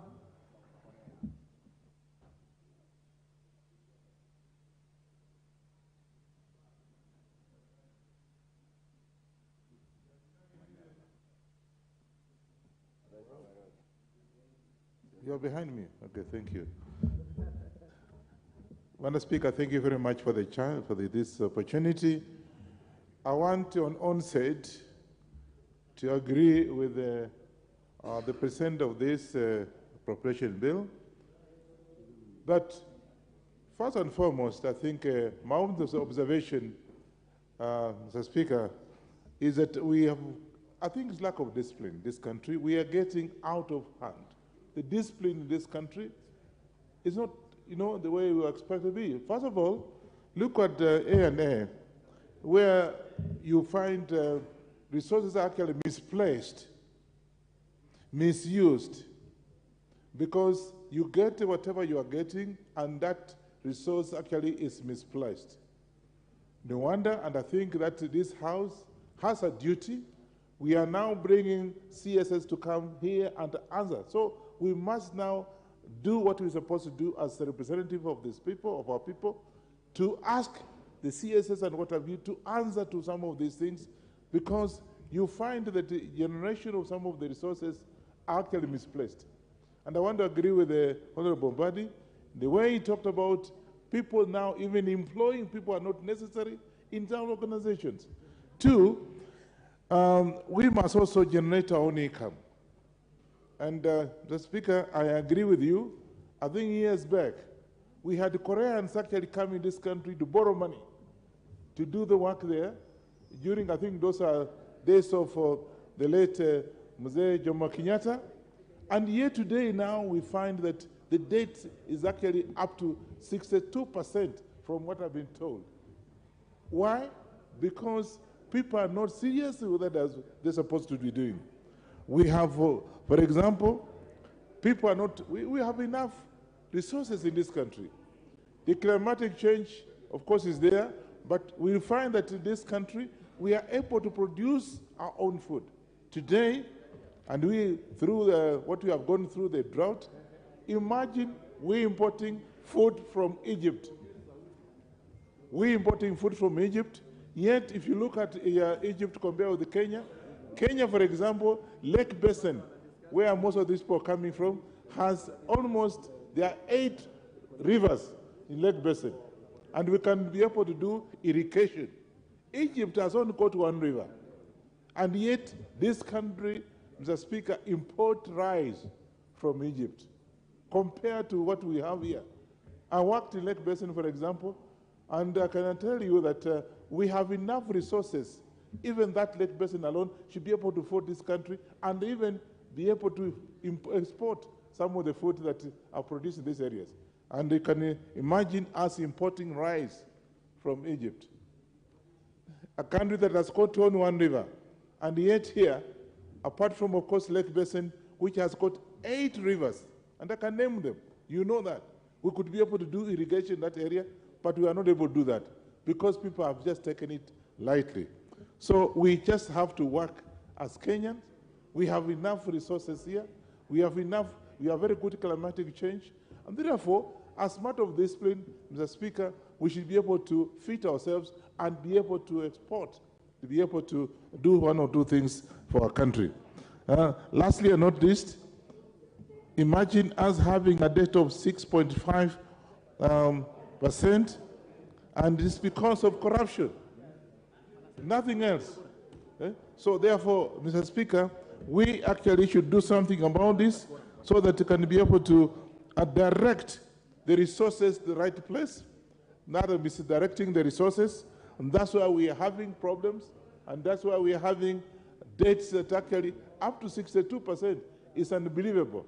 But that's what you have been told, and therefore I support this appropriation appeal, and I hope that Kenyans at least once, let's get discipline and be able to direct our country, be able to export. Look at the tourism, for example. It's only going down compared to what we had in the past. Now we don't get enough tourists in this country, and when they come, they are taken to places that are not supposed to be taken, and they don't come back. I support. Point of order, Mr. Speaker. Yes, what's your point of order? Are you? Once again, Mr. Speaker, you know, this week and the past week, we've been discussing the budget and the appropriations and all these things, and we have properly executed a lot of issues on this floor. And the next motion, Mr. Speaker, is still about what we're discussing now. And I know members have expressed interest. And hold on, Honorable Okello. So I'm requesting, Speaker, that you call them over to reply so that we move to the next order, and which is the same, and members are going to address the issues. Order, Honorable also. Member, your point is met. I now propose the question that the mover be called upon to reply.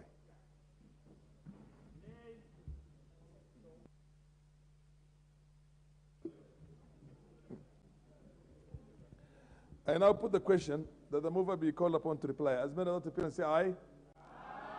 Aye. As many contrary appear and say nay. Nay. The ayes have it. Thank you very much, Honorable Speaker. And I want to laud all the members who have contributed and assure them that we were actually taking notes. Myself, I was personally doing so. From Honorable Anyonyi, Honorable Mogaka, my good brother, Honorable Badi, Honorable Lote Kachelimba, Honorable Owen Baya, my brother Twalib, Honorable Badi Twalib, my Honorable Kagongo, who is the chair for water, Samuel Atandi, one of the committee members, Honorable Boko Miremba, Professor Barto, Dr. Onchoke, who is also very experienced in these matters, and of course you, Honorable Chair. Honorable Chair, just want to highlight a few things and agree. I hope the consultations can be lower. Thank you very much, Honorable Speaker. I want to do it very briefly, but it is important to note some of the issues that we have had because they enrich the debate. And Honorable Speaker, today we have had a very quality debate on this matter, and especially across the spectrum of the entire economy. Honorable Speaker, some of the issues that I said before about A&A have been highlighted by their members who have taken part in the debate. And I want to bring one matter that I've heard also from Honorable Badi, the issue of having a bloated government. And I agree 100% with you, Honorable Badi. And actually what we did, and it is important for members to to also listen to this. In this budget that we made of year 2023-2024, we never approved any increment in personal emoluments or PE for additional staff of government, except for a few areas. We only approved additional staff in TSC, in KMTC, in trainers of our TVETs, and Honorable Speaker, we made it very difficult for NAMDA to actually add staff. Because, Honorable Speaker, the government of Kenya has more staff than we need. What we need to do is actually reallocation. On a normal constituency, Honorable Speaker, you get there is a youth officer, there is an ways of fund officer, there is a women fund officer, there is a gender officer. Honorable Speaker, you get people, duplication of like 9 government officers serving in a single sub-county, roles that could generally be done by just a few. So what we may need to do in future, Honorable Speaker, is to be able to optimize on the resources that we already have other than adding into more. Lastly, Honorable Speaker, allow me to go back to your topic. And you got the entire 10 minutes, and we learned a lot from it. As I reply, and from the benefit that I got, and I agree with you on many respects, but I want to give you reasons why we are not committed to borrowing further. The case, for example, you cited on Japan. Japan has over 250% debt to GDP ratio, or a percentage of debt in regards to GDP. But, Honorable Speaker, Japan borrows very cheaply. At some point, the 10-year board of Japanese government was actually on negative territories. Can you just imagine? They borrow money, they pay less. Secondly, Japan is a net lender.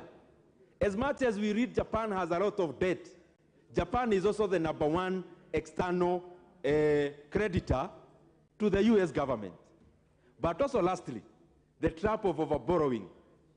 Japan has overborrowed, then the interest rates are low.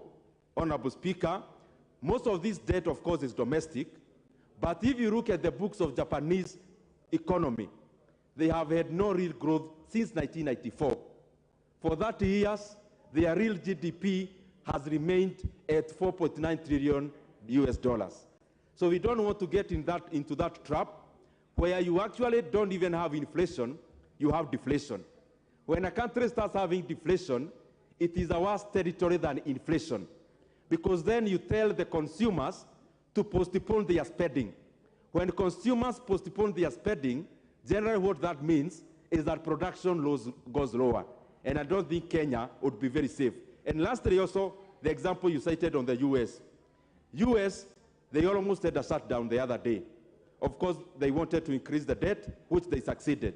But 70% of the US debt portfolio is actually internal. Therefore, they are able to manage, and also the greenback is their currency. Honorable Speaker, a luxury that we don't have. With those many remarks, Honorable Speaker, I beg to reply.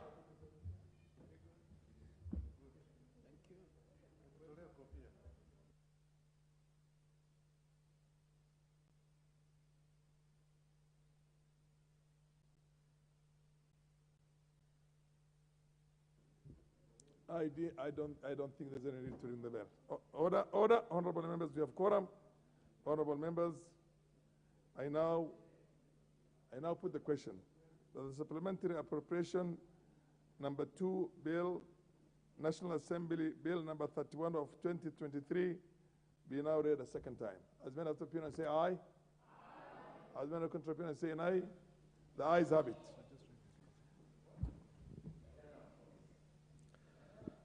A bill for an act of parliament to authorize the issue of certain sums of money out of the consolidated fund and their application towards the service of the year ending on 30th June 2023, and to appropriate those sums for certain public services and purposes.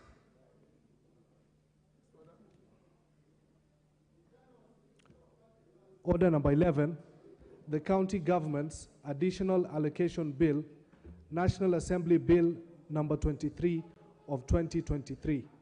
Second reading. Honorable Ndindi. Thank you very much, Honorable Speaker.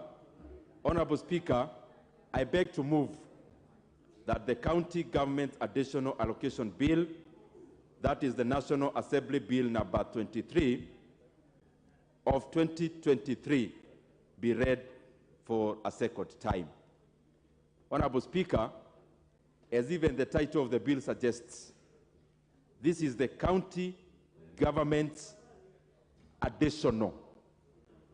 I want to underline that, Honorable Speaker, because I don't wish to take too much time moving this motion so that more time can be spread across other members. Honorable members, the bill we are discussing is a bill on government's additional allocation to the county governments. Additional allocation means these are monies over and above the Kenya shillings 385 billion that we are allocating as equitable share. Why do we give additional allocations to counties, Honorable Speaker? Part of the reason why we give additional monies to counties, they are segmented in various areas. One, they are foreign funded programs, and especially domiciled in agriculture. And I can see the chair for agriculture is here. If you look at that additional allocation bill, Honorable Speaker, you'll find that there are many programs, because Kenya is largely an agricultural economy.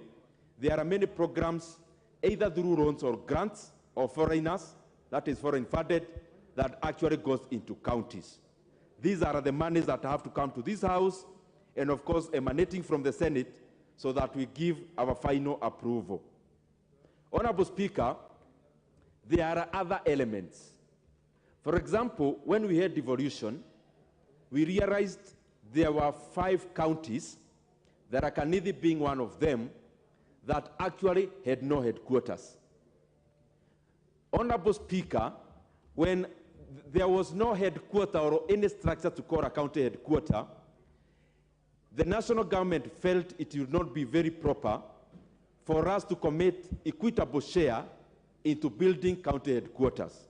So, for example, in the same bill, there are 5 counties that get money from GOK as grants for building, or as additional revenue for building of county headquarters. And they have been funded for some time.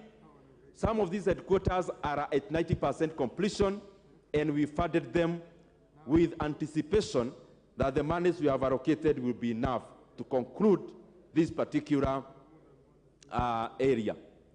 Honorable Speaker, there are other areas in terms of conditional grants, and I am sure the members I can see are already perusing. Number 1, our report is the Budget Committee, but also number 2, the bill itself, so that we then realize what are these additional monies that we are giving to our counties. As I come to the close, Honorable Speaker, I am very elated with the kind of partnership that we are seeing between the county governments and the national government. One of the areas that will really benefit the economy of Kenya is the partnership of the national government with the counties, Honorable Speaker, insofar as building aggregation and industrial centers is concerned. Allocating 4.7 billion Kenya shillings, then counties match a shilling per shilling. That will be 9.4 billion Kenya shillings. This money's, Honorable Speaker, will be going into building of aggregation and industrial centers.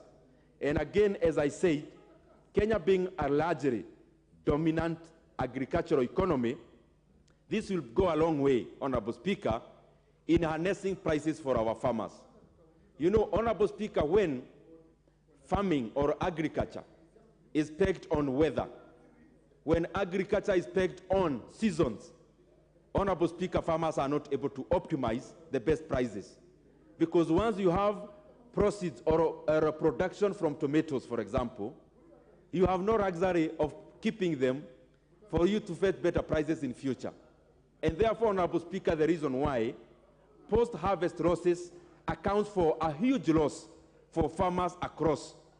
Honorable Speaker, when you go to, for example, cereals, farmers lose between 20 to 30% in post-harvest losses. The highest losses, Honorable Speaker, are actually in perishables. They go even up to 50% when you talk about fruits and vegetables, because some of these fruits come in season. And when it is the season, the market gets flooded with oversupply, yet demand remains the same.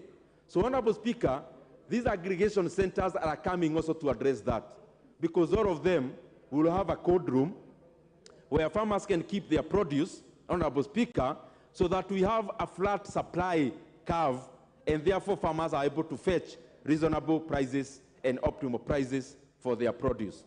Honorable Speaker, I want to request this House, as we debate this bill, you are free to debate anything about counties. It's not just about the additional revenue. You can debate anything around county governments. You can debate, as Honorable Gigi Kagombe suggested, you can debate anything about the budget, because this is also a budget-making process. So, Honorable Speaker, I thank you, and I request one of the members who have served for very many terms, I think this is the 5th term as a politician, and with a great experience on how county governments operate, because he served in the defunct municipal councils of the previous dispensation, the honorable member from Nakuru town, the chairman for mining and environment, the Honorable David Gekaria to second.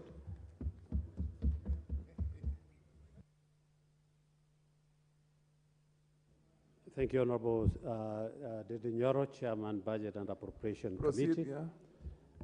Thank you, Honorable Speaker. We've been told we can discuss anything, which is important. As I rise to second, Honorable Speaker, the first thing that I wanted to agree with you is from the past, the former motion that was there, was about how our farmers are suffering. And it is true, Honorable Speaker. We were being given a story where in the last regime, a minister would get investors, but because he also want to do that business, he would be discussing the investors are in one room, they are waiting in his room, and he would transfer from his room to the other until he gets the best prices for his cut.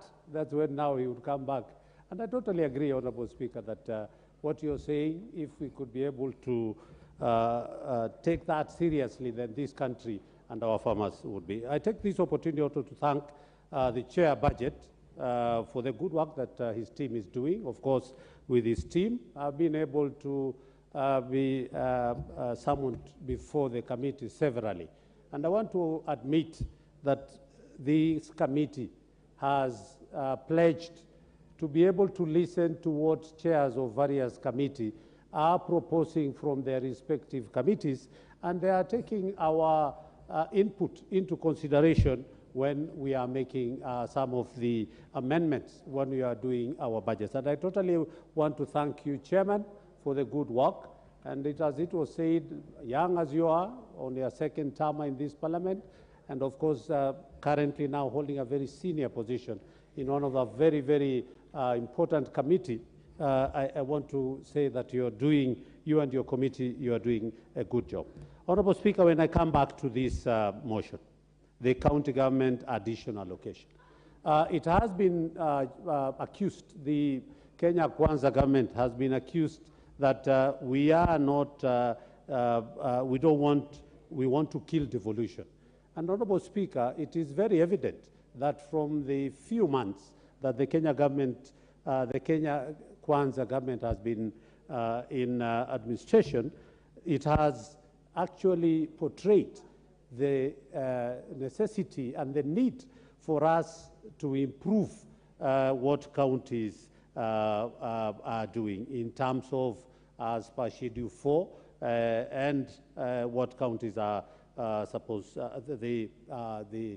the responsibility of county governments. But at the same time, Honorable Speaker, it is the honors of these county governments, particularly with their respective governors, to understand that they should not always wait for monies coming from the national government. Of course, as per the Constitution, we are supposed to allocate money to county government. And this Kenya Kwanza government has been able to improve on that, and we hope it will continue increasing the allocation in the years to come. But at the same time, Honorable Speaker, these county governments have the responsibility of their own collection at their own counties. Honorable Speaker, it is so sad that these days you go to a county that it is just waiting for allocation from the national government. I want to thank a few counties, like in my county, Nakuru County, and I want to thank my governor for her resilience in not only waiting for allocations, much as they have not been received their monies from Treasury for the few days, at least whatever the governor is collecting, she is able to at least do the operations and maintenance of the county, and at the same time trying to talk to different financial institutions to be able to meet the salaries and other. And we have never, in Nakuru County, we've never had a problem in terms of where workers go on strike. So it is important for counties also to take responsibility for what they are supposed to collect as their own resources. And of course, they should be told, Honorable Speaker. Counties have had a tendency of cross-border double taxation that you find if you have an advertisement, for example, on your vehicle. Once you cross from Nakuru County to Kericho County, there are some charges that, but again, I want to say that this double taxation should be discouraged so that we can continue encouraging more business people and more investors to be able to actualize what they're, and we stop this aspect of double taxation. On regards to and of course the chair budget has properly explained why we are giving additional resources to counties. And one of the fundamental issues, Honorable Speaker, that is the key and the backbone of this country is about the foreign funded programs, particularly on agriculture. And it is important, Honorable Speaker, that the former regime had negotiated for coolers, only for the coolers to arrive, and they were never given to counties. And I want to thank the government that it has made a commitment that these coolers which were given as a fund by our partners, now they have found their way to various counties where they can be able to preserve. And as the chairman has indicated, a lot of our farmers do not get the potential of their maximizing what they are supposed to get from their crops. And it's, most of it is destroyed either through transportation and particularly the perishables where you are not able to preserve them in the coolers. So the actual giving of coolers and encouraging counties to be able to install this thing in various places for purposes of privatization, it will help the farmers to be able to get enough yield or a maximum input or income from their proceeds. About the relationship and partnership between the national government and the county government, Honorable Speaker, and I think that is critical, that constantly, I think the Deputy President does chair a meeting between the national government and the Council of Governors, which, of course, they discuss various issues related to the relationship between the national government and the county government. And I want to say, Honorable Speaker, that if we can be able to have a proper relationship between the national government and the county governments, then, Honorable Speaker, then this country will be able to. But also, Honorable Speaker, just to touch on a little bit on about the supplementary budget. And I want to thank the Budget Committee led by Honorable Dendinyoro. Honorable Speaker, it is important that Treasury has had that tendency of removing very important funds that are supposed to go towards addressing some key projects within various ministries. But Honorable, that committee has stood firm, and it has already given back these monies to respective ministries. Honorable Speaker, Treasury must realize that whatever is budgeted for an item as and approved by Parliament, I think committees have an opportunity to have ventilated on most of these things. And it is important for them to realize that what the Budget Committee, and I want to thank the Budget Committee for what you have done. With those few remarks, Honourable Speaker, I second. Honourable members, I now propose the question that the County Government Additional Allocation Bill, National Assembly Bill number 23 of 2023, be read a second time. Yes, what is your point of order, Mr. Bowen? Honourable Bowen.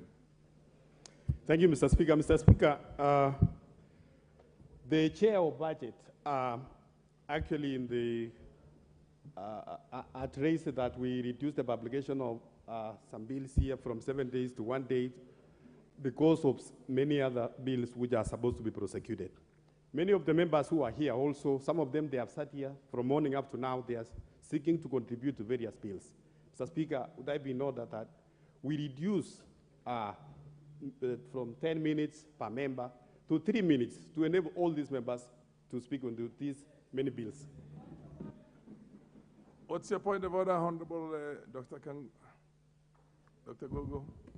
Thank you so much, Honourable Speaker. It is on the same reason that I was thrown out of this House yesterday. Parliament is not going to be turned into a voting machine. We need to expedite issues through debate, through looking at the pros and cons of matters, and the world is watching us. We will not just keep passing bills and we just pass. County, additional monies that are allocated to counties is a very, very important matter. And we are not going to have members from the opposite side keep shutting down and gagging down members and changing. I belong to the House Rules and Procedures Committee. And we are not going to have the rules and procedures just changed at will, Honourable Speaker. Honourable Speaker, I have been in this House what is out of order, Honourable Speaker, is that we are not going to have members keep changing House rules and procedures at will to make it convenient for them. Order, Honourable Gogo. I appreciate your concerns, but on the reduction of the time that members would want to be allocated is a matter that can only be done with the leave of the House. The chair has very little, and this is the beginning of it, and the honourable member has risen on that. I will put the question on that, and if in the wisdom of the majority of the members here, you feel you don't need 3 minutes, you need 10 minutes, then so be it. If you're going to need 3 minutes per person, per member of parliament, then it can only be done with the leave of the House. It's not them changing, that's how the rules are. Honourable members, I now put the question that the time for every member to contribute on this bill be reduced to 3 minutes. As many of the opinion say aye. Aye. As many of the contrary opinion say nay. The ayes have it. The House rules are set by and large when it comes to such things by the members themselves. I want you to understand the traditions. This is an area. The only time when it can get frivolous is when a matter is being debated and somebody rises and says the mover be called upon to reply. Then the chair has got the wisdom to look at the minority and the majority on both sides and then say this is a frivolous one. But on the time you need to, for every member of parliament to deliberate on a bill, that is by the leave of the House. Proceed. The Honourable Waluke. Same, ma'am. Additional. Thank you, Honourable Speaker, for giving me chance also to speak. Honourable Speaker, many of us came here earlier, like carried others to fill the quorum. And I concur with the Mheshimiwa Kogo, Honourable Speaker. There are members who can come even just now and are given chance, and those who came earlier can sit here for a whole day. Honourable Speaker, I want to support the bill. I want to thank the Honourable Didi Nyoro and with the committee for the time they have taken, Honorable Speaker, to bring up this budget appropriation bill, Mr. Speaker. Mr. Speaker, this country has a lot of potential, and Mr. Speaker, if the people of this country can support agriculture the way you put it earlier on, Mr. Speaker, this country is going to move forward. I urge Kenyans and members of this House that let's be together and give space and time and support to this government, because it has just come in power the other day. And let's give it a trial, let's give it a support, our total support. And this country, I know people are feeling pain because of the economy coming down, but within a very few months or a year, Honorable Speaker, the economy of this country is going to stabilize. With these people, Didi Nyoro and the Chair of Finance, they are steady on their duty, and let us support them. Honorable Speaker, agriculture need to be supported. If the government can support a farmer, this country depends on farming. The economy of this country, Honorable Speakers, depend mostly on farming, coffee, tea, whatever. And Honorable Speaker, I believe that this year, people have been crying about anger. We are going to harvest, we are going to have pamba harvest, Mr. Speaker, of maize like where we come from. Mr. Speaker, in another maybe 2 years, we will not be crying of food shortage. And I believe and thank the President for bringing up the fertilizer to the people of this country, Honorable Speaker. And we are ready as leaders from where we come from to make sure that we work together with our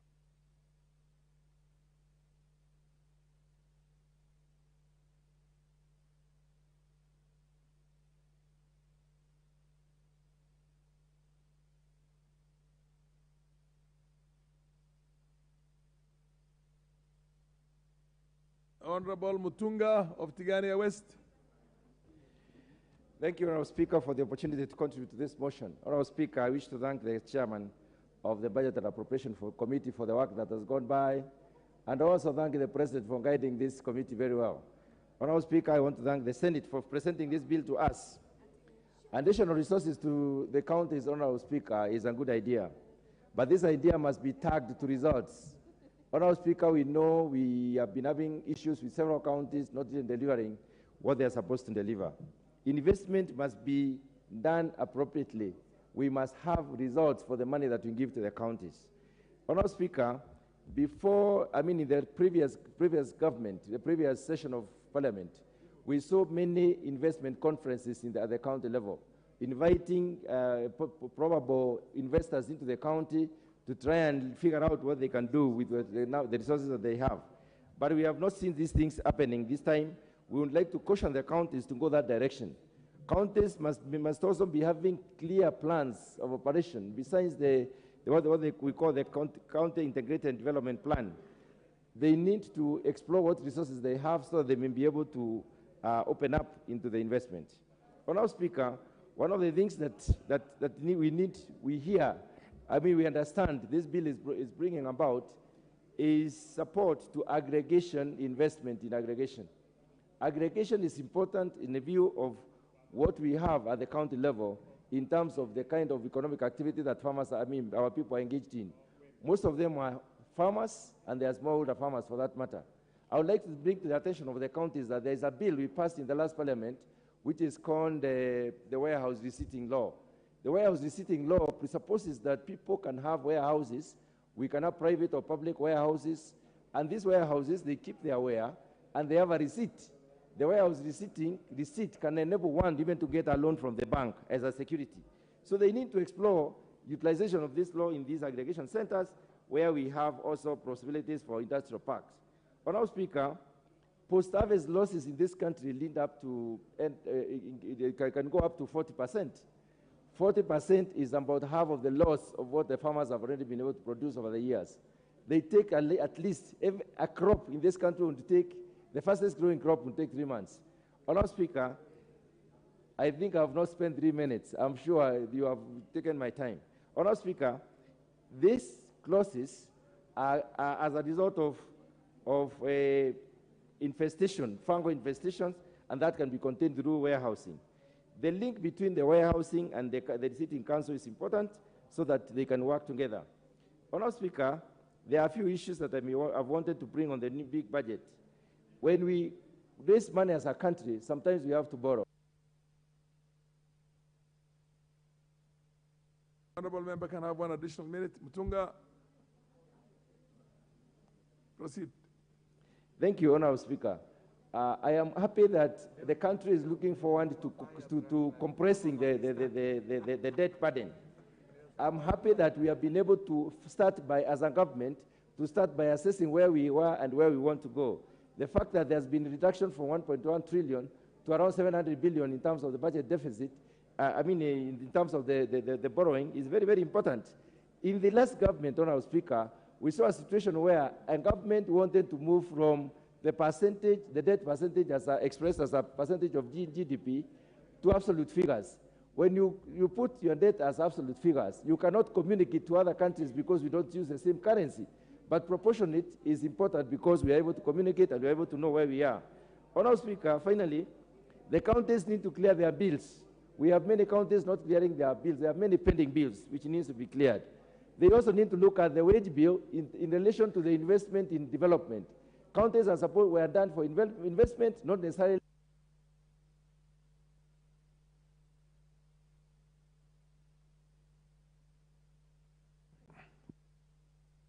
Members, the Honorable Abdisirat Khalif.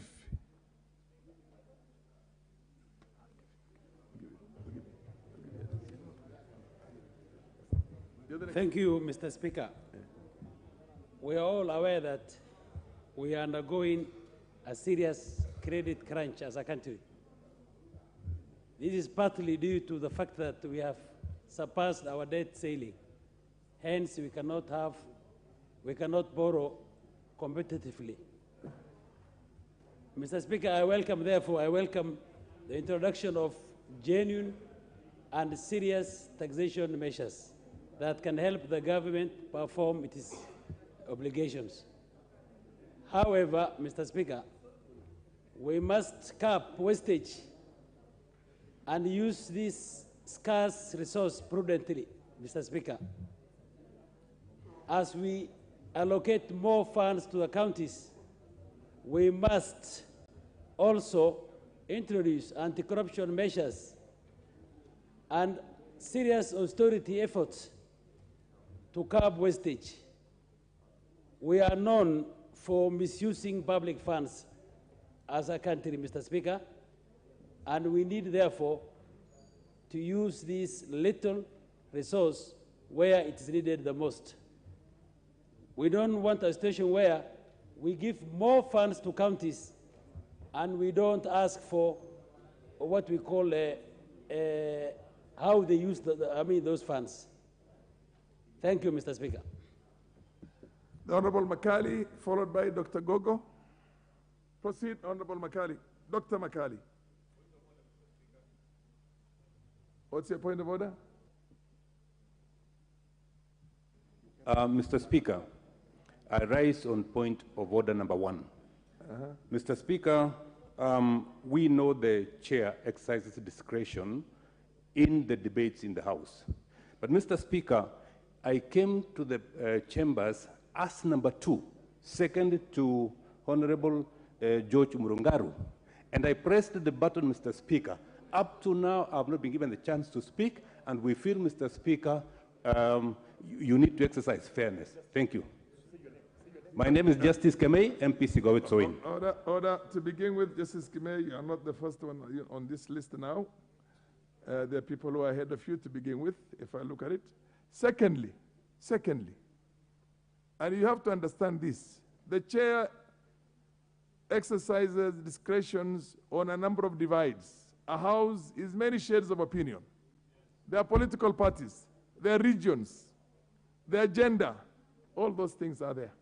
So it's on the basis of that, in his own wisdom, that you will get an opportunity, and you're going to get an opportunity very soon. For God's sake, on such issues, when you really want to raise it, get close to the Speaker and say, Mr. Speaker, but don't rise up there on a point of order number one. How does it become point of order number one? Standing order number one, standing order number one. Proceed, Honorable Makali. Has somebody from Eastern Kenya, to be more precise, the south of the Eastern Kenya, ever contributed on this motion this morning? Today? No. Look at all those divides, and it's on the basis of that the Speaker has got to be very fair, and I promise you I'll be very fair. Proceed. Okay, thank you. Thank you, Honorable Speaker.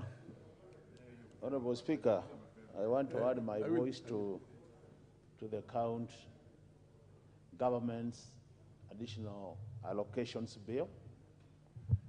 Honorable Speaker, this is a very important bill.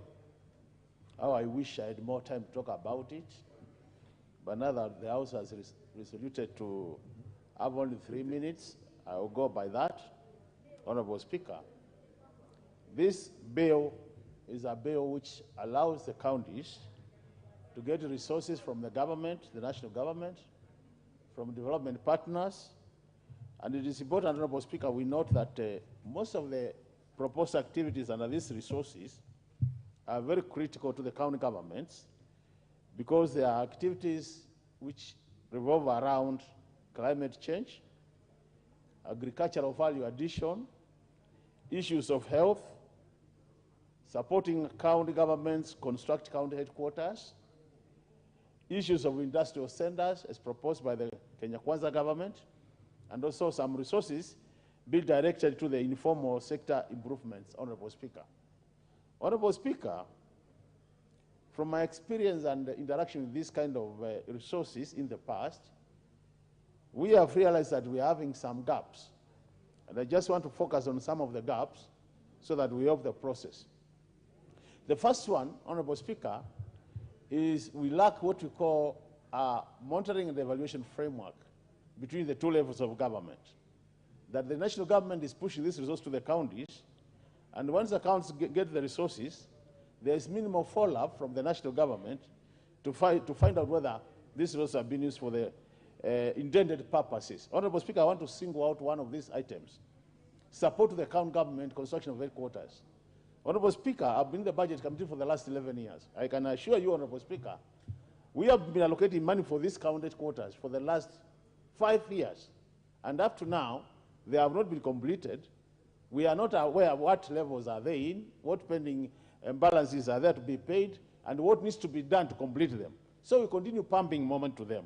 And I think, Honorable Speaker, that's an area we seriously need to look at as a National Assembly and ensure that we monitor these resources so that we just don't release resources to the county governments and they don't help the county governments, Honorable Speaker.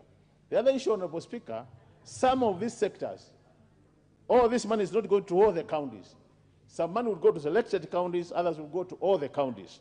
And it is important also, Honorable Speaker, that if money is set for specific activity like climate change, that the money is also directed to that activity, because some of these counties, because of the challenges of resources. Please give an additional minute to Honorable, additional half a minute.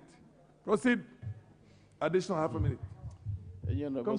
Honorable Speaker, you know this is an area of a lot of experience. It becomes very difficult to debate in but let me just close by saying this. It is important we also make sure that we provide cash to the counties. The issue of liquidity, the exchequer releases, Honorable Speaker, is a major challenge to implementation of projects in this country, and it is high time the Kenya Kwanza government improved from that area. I support, Honorable Speaker. The Honorable Gogo, Dr. Gogo. Thank you. I thank you so much, Honorable Speaker, and thank you for the guidance you've given me this morning. I highly appreciate, and I rise to support this particular motion brought by the Chair budget. county governments are an important component of our governance structure as a country. And Honorable Speaker, it is important that they are well resourced so that they're able to discharge their duties. Any additional money, Honorable Speaker, that is given to the county governments will allow us as a nation achieve food security, because agriculture is a devolved function. But I want to implore the county government that there are many agricultural extension officers who have been well trained by our universities and colleges to come and do extension work. And when this is done in a guided form by technocrats and people who are well versed with that area, then I think we are going to have better production in our farms and achieve food security. So how I implore the county governments that if there is any monies that are taken for agricultural improvement and improvement of the food security situation, that they should kindly employ agricultural extension and education officers. Number two, Honorable Speaker, early child education, ECD centers are in deplorable condition in most counties, Honorable Speaker. And any additional money that is given should be taken, especially if it targets education at the earliest in the ages of our children. So it is important that more money is given to our counties, Honorable Speaker, and monies that are targeting climate change, Honorable Speaker, should be put on climate change, because climate change will always remain a current issue. And I wanted to go on record as I support this matter, that Honorable Wangare, who is a member of the panel, speakers panel, is a friend of mine, and we have done so many positive things for our constituents. So anybody like David Ochieng, who wants to come between me and Honorable Martha Wangare to throw me out of the house, it should be made known to Honorable Ochieng that I'm not his age mate. I thank you, Honorable Speaker. The Honorable Justice Kemei, followed by the MP for Igembe Central. Where is the MP for Igembe Central? Okay. Proceed, Justice Kemei. Thank you, Mr. Speaker, for the opportunity you've given me. And as I speak, Mr. Speaker, I want to say I'm obliged by the direction that you've given on my previous point of intervention. Mr. Speaker, I did that because I came quite early so as to contribute on the previous motion, because I had very deep interest on that particular motion. However, Mr. Speaker, let me just make my contribution on the motion which is on at the moment. I want to join my colleagues in the National Assembly to say thank you to Honorable Ndindi Njoro and the Honorable Kimani Kuria. The stewardship of the committees of budget and finance we must appreciate. And as we do that, Mheshimiwa Ndindi Njoro, please, the philosophy is good. The methodology is good. Please look into implementation of the budgets that you've done. That is where we have the biggest problem in this country. Coming to this particular motion, Mr. Speaker, I support the allocation of additional funds to the county governments. If we look at the 2010 Constitution, Mr. Speaker, it was about three things, basically: democracy, devolution, and development. Mr. Speaker, while we support devolution and while we support additional revenue to the county governments, we must also question the use of these monies going to the county governments. And we must also question why the revenues in county governments is coming down, Mr. Speaker. We would have expected the county governments to use the money that comes from the national government to the county governments, and in addition, rely on the revenues. Secondly, Mr. Speaker, I agree entirely with the Budget and Appropriations Committee on the increase on the element of monies going to agriculture. This country remains agricultural. But my worry, Mr. Speaker, is that much as we've added money to the county governments for agricultural production and productivity, we are still way behind the Maputo Declaration, which demands that we allocate 10% of our budget to the agricultural sector.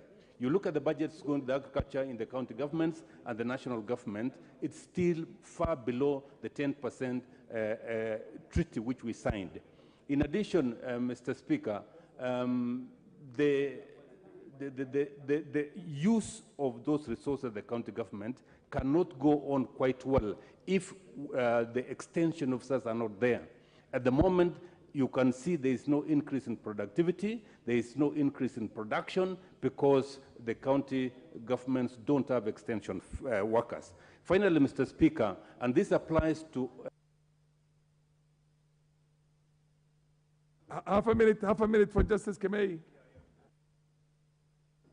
Finally, Mr. Speaker, to Ndindi Nyoro, these budgets will be meaningless unless we fight mismanagement in state corporations and in government agencies, unless we deal with issues of inefficiencies, unless we deal with issues of overstaffing, these budgets will be useless. So may I support Mr. Speaker saying once more, saying thank you for you giving me the opportunity to contribute. Thank you, and thank you for the additional 1 minute. Thank you.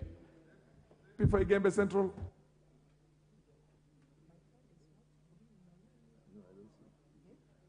Proceed. The mic, yes. Thank you, Mr. Speaker, for giving me this opportunity. May I take this opportunity to congratulate the chairman, the chairperson of Budget and Appropriation Committee for this well-placed bill. Mr. Speaker, as much as we plan on how to earn more, to allocate more funds to the county, we should think of how to raise more revenue in order to have a sustainable economy. And Mr. Speaker, to earn the revenue, we must plan on how to reduce consumption and increase production. I thank the government because it has allocated some funds and even subsidized production in fertilizers and seeds, the work which is being very well done by the Minister for Agriculture, Mr. Lentori. Congratulations to the government for this. Mr. Speaker, the funds that are allocated to the counties mostly is sent to be going to the agriculture, and it should improve mostly on even on infrastructure to the agricultural areas. For example, in my constituency, there is an area around Goyoyo, Dambiro, and Kajo, where we produce a lot of mangoes and even pineapples, but the roads are impassable. The county should take charge of those roads through these funds so that the farming should be beneficial to the farmers to increase the more needed revenue in order to improve on this cash. Mr. Speaker, we also have to target more on how we can export more. Mr. Speaker, the area where I come from, we produce a lot of miraa and we have a lot of market outside. We will challenge the government to improve on export, especially in an area in Djibouti where we have a market of more than 6 tons that has not been exploited, and it could be raising a lot of money to earn to this kitty, because we need to earn more revenue so that this allocation can be meaningful. Finally, Mr. Speaker, as much as I congratulate the committee, I also need to work to challenge so that we work more on improving on our reducing the corruption, so that every shilling goes to the projects and area where it's meant to go, so that the common mwananchi can benefit from these additional allocations that we are giving to the counties, and the benefit should go to the mwananchi. Thank you, Mr. Speaker.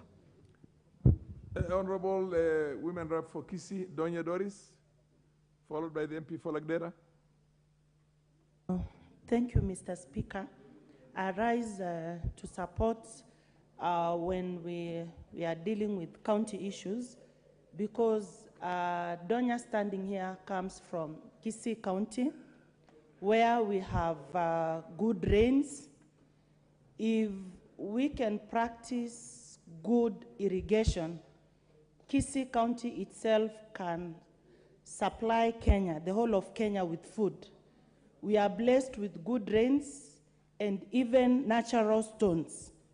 Honorable Osoro's constituency, which is South Mugirango, has the best soapstone. We wonder why even the ministry can't do anything about these soapstones. Meaning, if Kisii has proper irrigation, we have good roads, then the government does something on the soapstone, we feed the whole of Kenya and even our neighboring countries. Our food baskets will be full. When we add a combination of what we have from Trans Nzoia, they plant a lot of maize, counties to do with the counties like Kakamega, we will have enough. It's only that we don't do our calculations well. We miss a little. Just as I can give example, when I was looking at the budget, Mr. Speaker, they allocated 940 million to the Ministry of Education to deal with the issues of sanitary pads. I just want to elaborate on, we have misplaced priorities. You give the Ministry of Education to handle an issue that can be handled by women reps. So in essence, what does Donya mean? If we do the right thing, we allocate resources to the right places, we will not be begging, no one will be complaining. Even the demonstrations that happen in our country, it's because people are hungry, people are suffering. If people have jobs, they will have no time to participate in these things. So as I sit down and donate some minutes to other members, let us have priorities fit in a particular place than misplacing everything that can help our people. Thank you very much. Yeah, Honorable Abdikadir of Lagdera, followed by the women rep for Bomet, followed by the Honorable Murugara Rakanidi. Okay. Thank you, Mr. Speaker. Order. Thank you. Order, Honorable members. Proceed. Proceed. Thank you, Mr. Speaker, for giving me this opportunity to contribute to this very important bill, County Government Additional Allocation Bill. Mr. Speaker, as you know, as the pastoral community, we had a very long period of drought and famine. Most of the livestock has been wiped out, such that now our people are turning into agropastoralists. I see we have allocated resources to the county government, and these resources mostly on agriculture and livestock improvement. But we have one problem. We have a problem with the counties. Counties have no accountability. They're becoming rogue counties. There's lack of accountability, there's lack of planning, such that these resources you are allocating might be misused. I fear, most of this money allocated is loans and finance from World Bank and some other donors. And these loans, we are going to pay for it. But once these loans are not utilized properly, we are going to pay for loans which had no impact completely. So what I will urge is that counties must be accountable. We do support them for allocation of this money, but they must be accountable also. They must be accountable. They must be also using this money in a manner that will have impact on our communities. Otherwise, we just take loans, just like the previous governments. These loans are being misused, and then we have nothing to show off. Mr. Speaker, I think for the purpose of planning, the government should know now that 50% of pastoralists nowadays are becoming agro-pastoralists. They should plan on that. They should plan and allocate resources on agro-pastoralists. We have one big problem is that we don't have rains. I mean, the farming there is based on irrigation. So if we don't improve our irrigation, if we don't put a lot of resources on irrigation, it means that this will also fail. Mr. Speaker, I do support. Thank you. Order, the Honorable Murugara. Did I say Murugara or which was coming first? The Bomet press. I thought I had given it to the woman Rep Bomet and then you follow. Proceed. Toto, you don't want, you want to donate it to Murugara? Then proceed. Thank you, Mr. Speaker, for giving me this chance to also raise and contribute. I want to join my colleagues and say I really support this motion of the equalization fund to our counties. You realize, Mr. Speaker, most of the counties, they are doing so badly because of inadequate resources. I want to talk of the issue of electricity, Mr. Speaker. You realize in my sub-county where I come from, even in my home area, there is no electricity. And we have very many youths who are just finished school. They could have been doing welding, Kinyozi, and other activities, Mr. Speaker, than going to Bomet Town where there is stiff competition. Mr. Speaker, you realize also in Bomet County, some of the hospitals, they are not doing well because of lack of resources. Mr. Speaker, I support a motion. We also support the issue of agriculture, where we will have solved the issue of food security and we will have solved the issue of unemployment. Mr. Speaker, I want to donate my minutes to Women Rep Elkeo Marakwe. Thank you very much, Mr. Speaker. Order the Honorable proceed. You can donate this. Honorable Murugara. Honorable Murugara, proceed. Thank you very much, Mr. Speaker. Mr. Speaker, I have listened carefully to the debate, and I've also looked at the order paper at order number 12. I wish to donate my time to the House and then stand up under standing order number 95 so that we call upon the mover to reply and we go to the very important matters. Order, you are given an opportunity to contribute. You did not rise on a standing order, so if you don't want, thank you very much. You can sit down and then go on a standing. I donate that to the House so that we are able to move on. Point of order. What's your point of order? Aika, what's your point of order?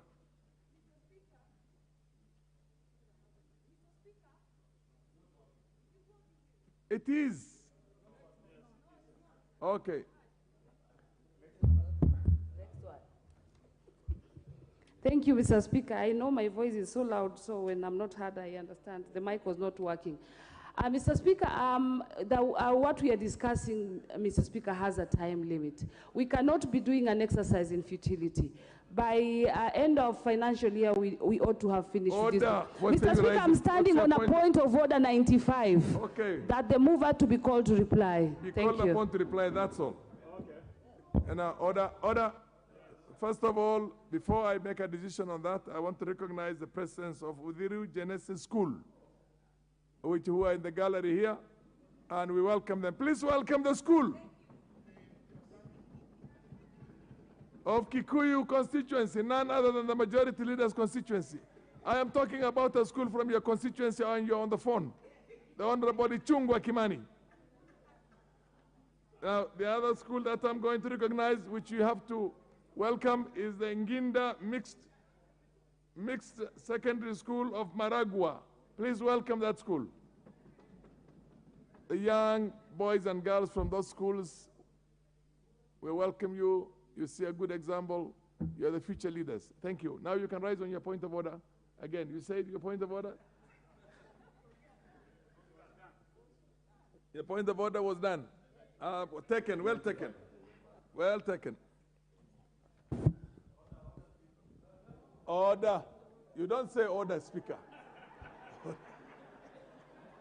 Order.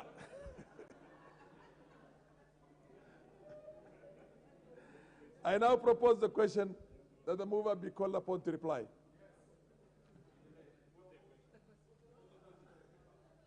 I now put the question that the mover be called upon to reply. As men out of appearance say aye.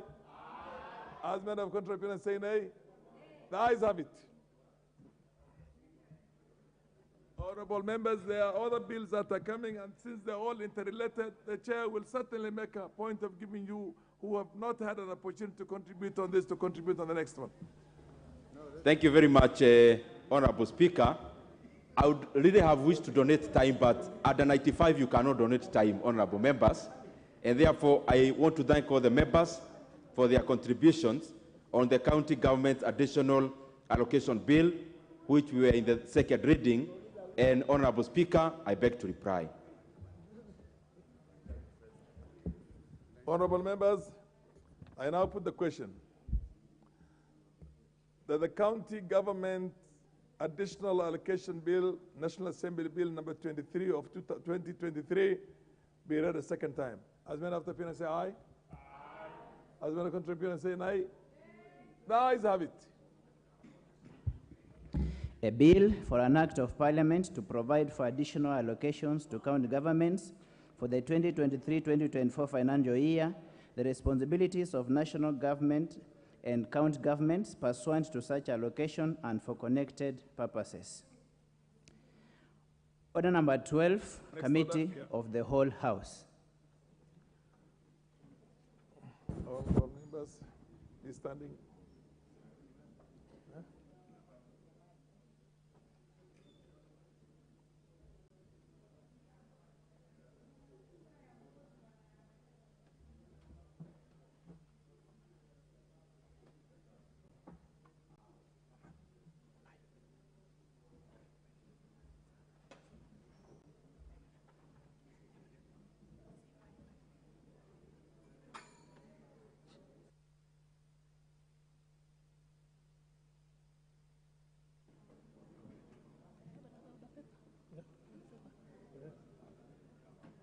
Order, honorable members. Honorable members, we are now in the committee of the whole house to consider 4 bills. And the one we are going to start with, honorable members, is the supplementary appropriation bill, National Assembly Bill number 31 of 2023.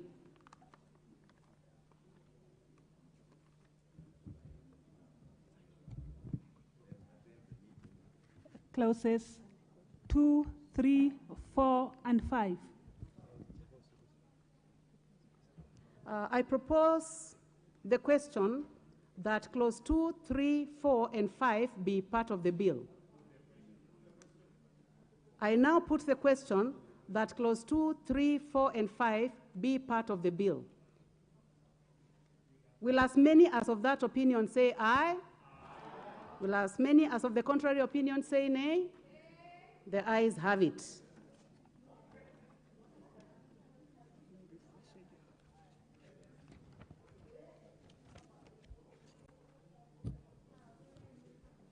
First and second schedules. Honorable members, I propose that the question that the first and the second schedule be part of the bill. Honorable members, I now put the question that the first and the second schedule be part of the bill. Will as many as of that opinion say aye? Will as many as of the contrary opinion say nay? The ayes have it. Title.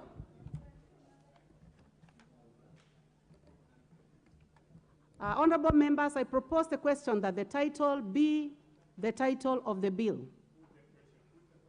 I now put the question that the title be the title of the bill. Will as many as of that opinion say aye? Will as many as of the contrary opinion say nay? The ayes have it. Clause 1.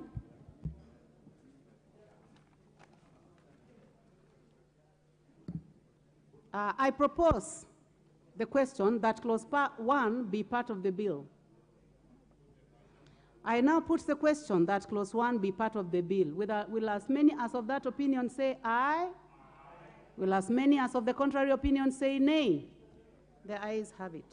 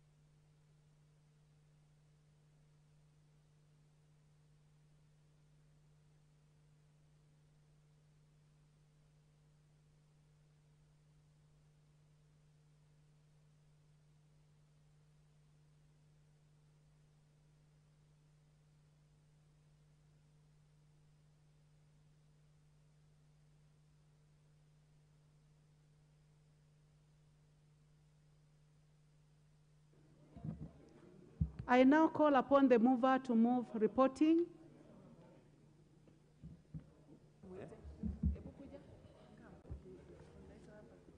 Honorable Dindi Nyoro.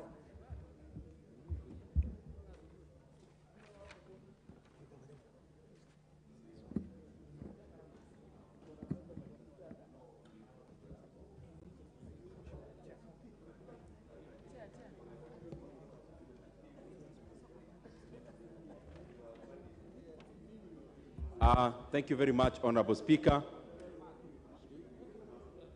Honorable Chairperson, I beg to move that the committee do report to the House its consideration of the Supplementary Appropriations Number 2 Bill, that is National Assembly Bill Number 31 of 2023, and its approval thereof without amendments.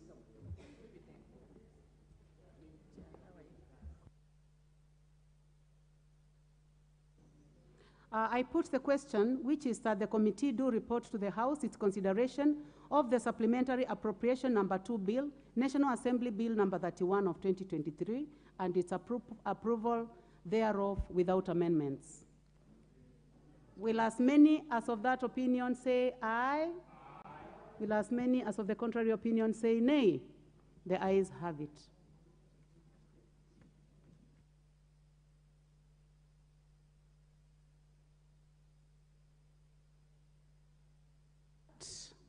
Honorable members, having completed that, now we go to the Appropriation Bill, National Assembly Bill Number 27 of 2023.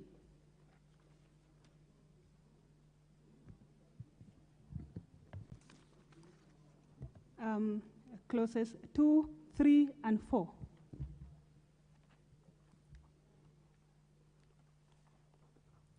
Honorable members, I propose the question that clauses 2, 3, and 4 be part of the bill.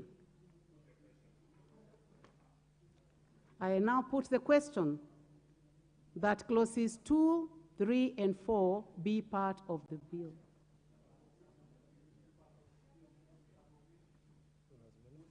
Will as many as of that opinion say aye? Will as many as of the contrary opinion say nay? The ayes have it.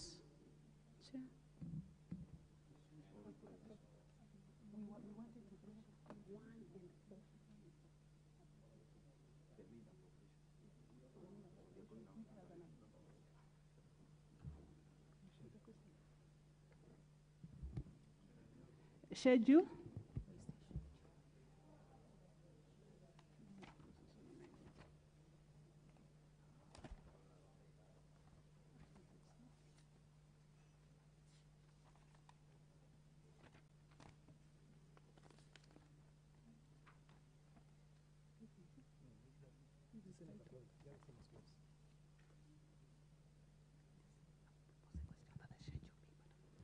Honorable members, I propose that the schedule be part of the bill. There is an amendment. Mover, the chair, Honorable Linyoro.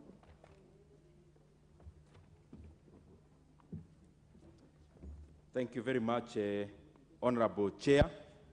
Honorable Chair, I beg to move the following amendments: that the schedule on the appropriations bill, that is Bill 23 for financial year 2023-2024, be amended as it appears in the order paper, and especially on vote D1094, Honorable Chair, and then B R2041,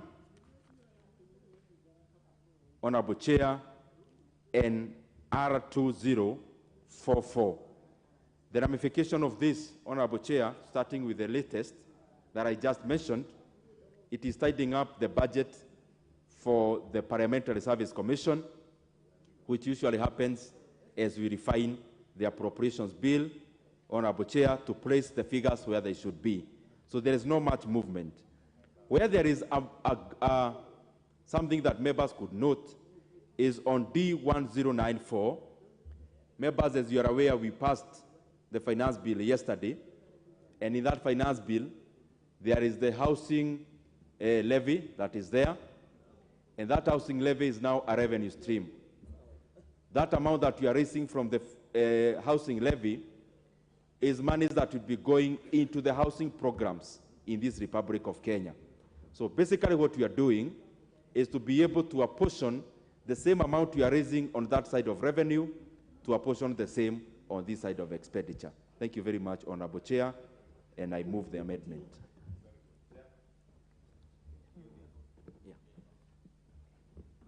Yes, Majority Leader. Thank you, Honorable Speaker.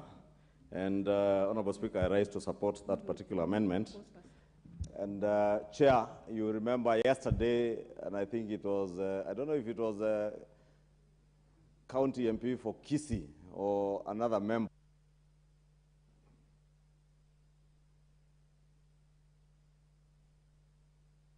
Honorable members, I propose that the schedule be amended as proposed by the chair. Majority Leader, you may proceed now.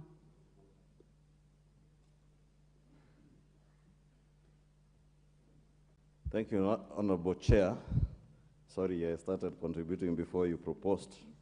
Honorable Chair, I was saying I was rising to support that amendment because, Honorable Speaker, Chair, you remember yesterday, I was saying I don't know if it was a member for Kisii who asked whether, no, it was the minority whip who drew reference to the railway development levy and said at some point in 2018 when RDL was created, it was sold as something that would help to settle the Chinese loans on SGR, and later it was opened up. And this amendment, as I promised the House yesterday, is to basically buttress what we were saying yesterday, that we will ring fence the housing fund to ensure that this money goes to no other purpose. Because once this money now is appropriated, is collected and it goes into the consolidated fund, without being appropriated to the relevant line ministry, then that money can go into debt payments, it can go to construction of roads, it can go to payment of free primary education or other government uses. But through this amendment, we are now ring-fencing this money and ensuring that all the money that will be raised out of the 1.5% on the housing fund will go to the budget of the Ministry of Housing to help actualize that dream for housing and that agenda for housing. And Chair, as was indicated by the Chair of the Housing Committee yesterday and during the second reading, the first batch of 100 units per constituency, and I'm told by the ministry the first 29 constituencies are actually ready, including members from our friends in Azimio. And I'm told even the leader of minority has submitted his list of land, public land, where affordable housing can be done. And therefore, that's why, Honorable Speaker, I was thanking members yesterday during third reading of the finance bill that indeed, even those who publicly oppose the housing fund, when it comes to the actualization and implementation of these projects, they're in support because they know it is a good thing for this country. And I want to encourage all the members of parliament who are here to identify public land where in your constituencies you can implement the housing agenda. 100 units in your constituency will create a minimum of 800 to 1,000 jobs for young men and women back in your own constituency. And I must tell the people of Kikuyu, the land at the new DCC's office has already been earmarked for the first 200 units. And young men and women from Kikuyu constituency will be able to access jobs. And it's not just what was being sold in the political bashing of the finance bill, that it is just manual jobs for the people who are saying watu wa kukoroga. It is from architects, engineers, electricians, even land surveyors who will have to demarcate part of the lands that we are planning to construct on, lawyers who will also benefit from the conveyancing that will come out of the processes of sale of the units that will be sold. And above all, Honorable Chair, the urbanization that comes with the units in each of the constituencies where these units will be built, that urbanization will also help to consolidate land and afford the people in those constituencies more land for agriculture to secure our food situation in the country. And therefore, I support this amendment, and I am glad that the chair of the Budget and Appropriations Committee has done exactly what we promised yesterday during the third reading of the finance bill, that this money will not just disappear in some pot. It will be earmarked for actual construction of houses. And I can tell everybody to now watch this space as construction equipment and young men and women get employed as construction equipment rowers in Kisii County, where, like in Kiambu County, people are very congested. And I hope now Honorable Ndonya, the women for Kisii, will be able to see the real benefits of what we did yesterday in the finance bill and support implementation of these projects. Thank you, Chair. Thank you. Honorable members, if you wish to speak to this amendment, kindly hit the intervention button. And I can see the Honorable Dr. Pukose. Thank you, Chair. And I want to support the amendment by the Chair Budget Committee on this. Honorable Chair, the housing fund is actually, as the majority leader has put it, is actually one of the key projects that is going to unlock the economy of this country. It has many benefits in that those who will benefit directly, right from the construction, the plumbers, the masons, the carpenters, electricians, and then those who will benefit indirectly, the architects, those who will be selling the materials for which this is going to be used. And you remember in many of the public participations, people have insisted that we would want the materials that are going to be used in these projects to be sourced from the surrounding community. So it is going to benefit them.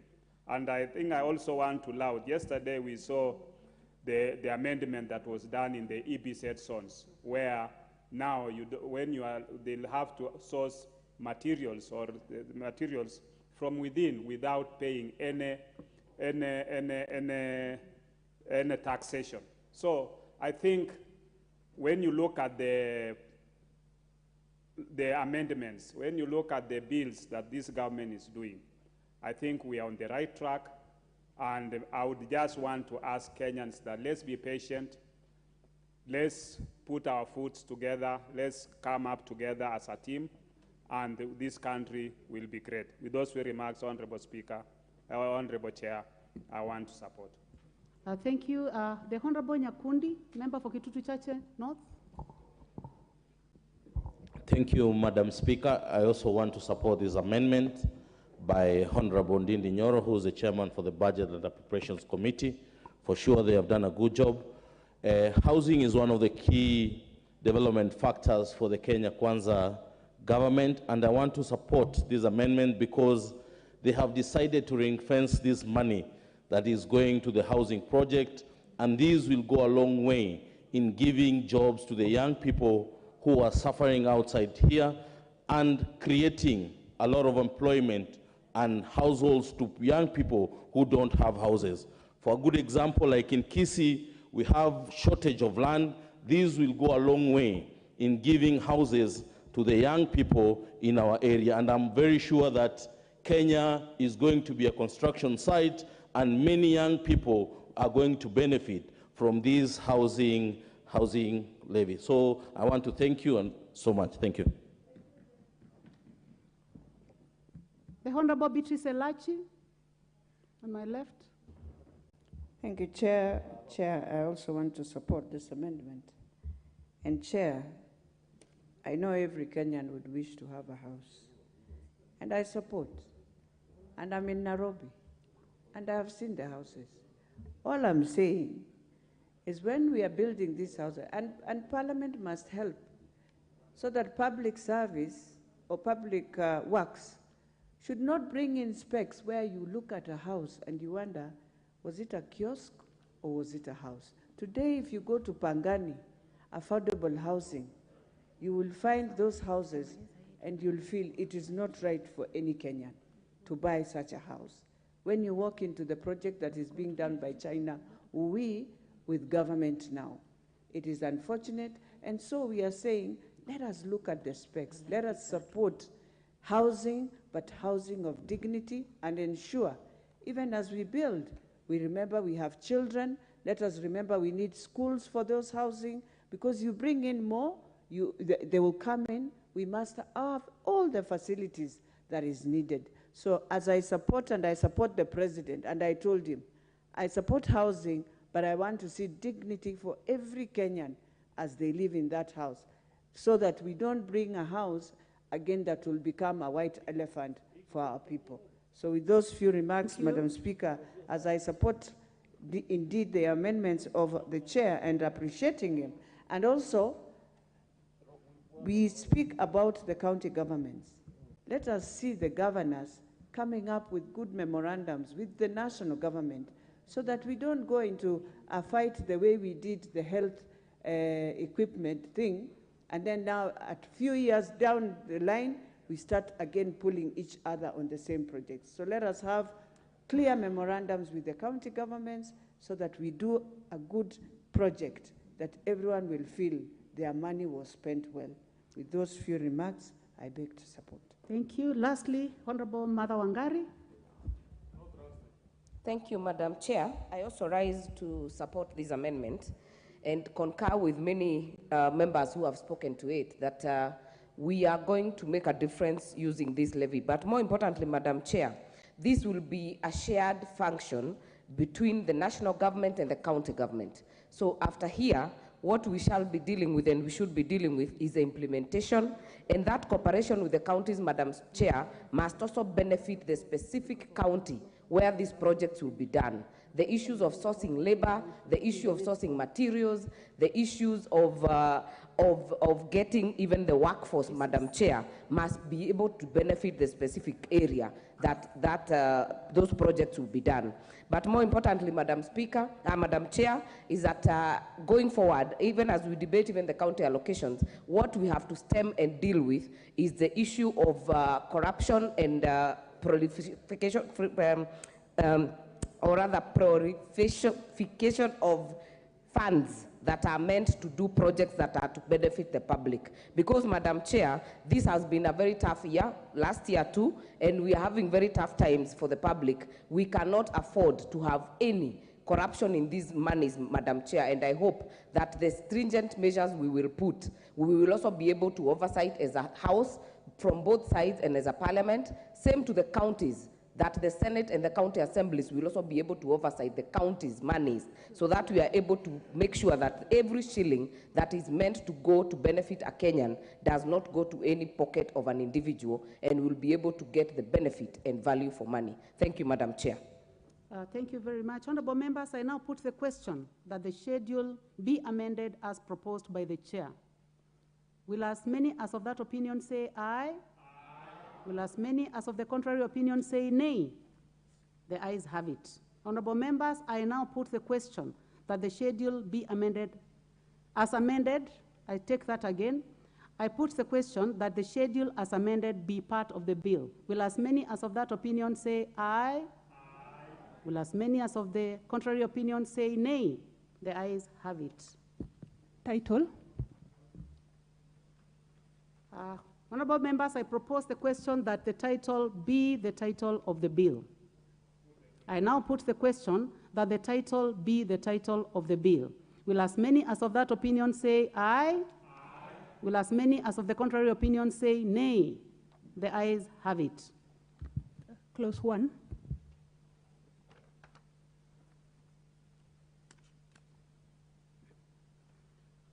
Honorable members, I propose the question that clause 1 be part of the bill.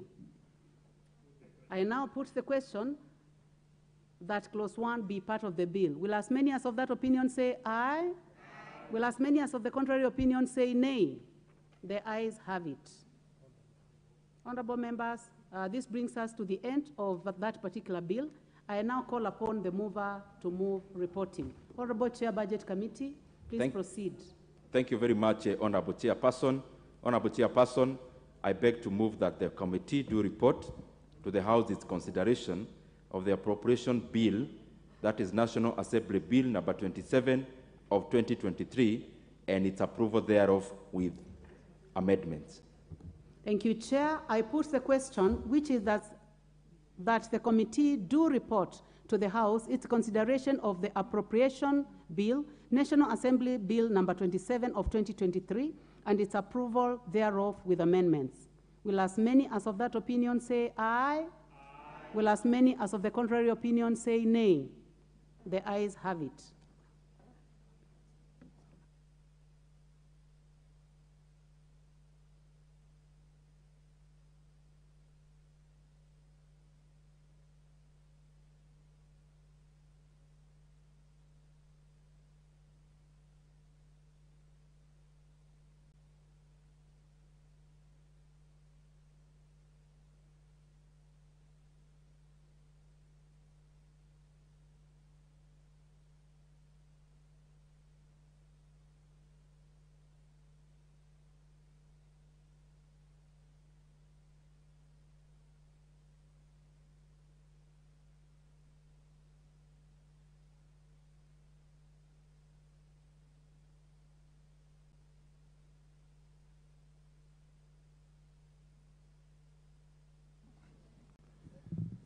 Thank you, honorable members. We are still in the Committee of the Whole, and we move to the Equalization Fund Appropriation Bill, Senate Bill number 3 of 2023.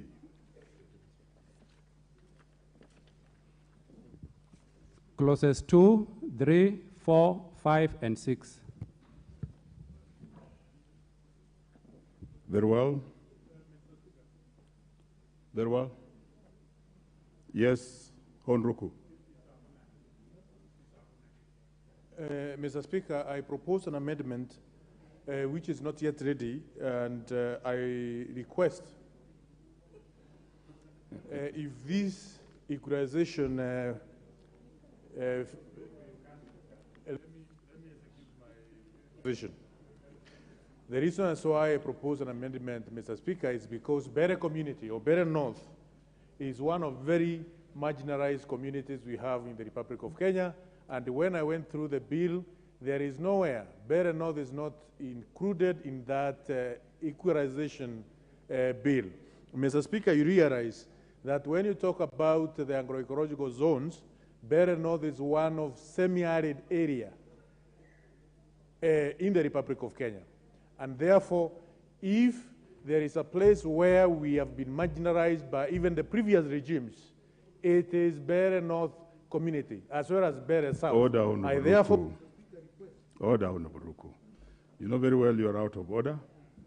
You are not the mover of this bill, so you cannot make an amendment on the floor. We may proceed.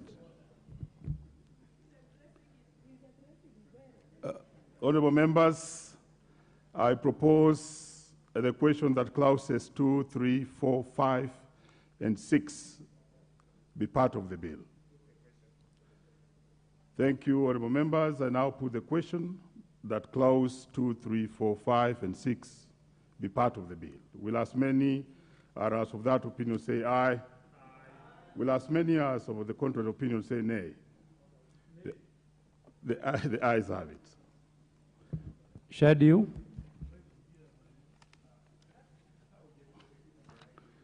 Honorable members, I propose a question that the schedule be the schedule of the bill.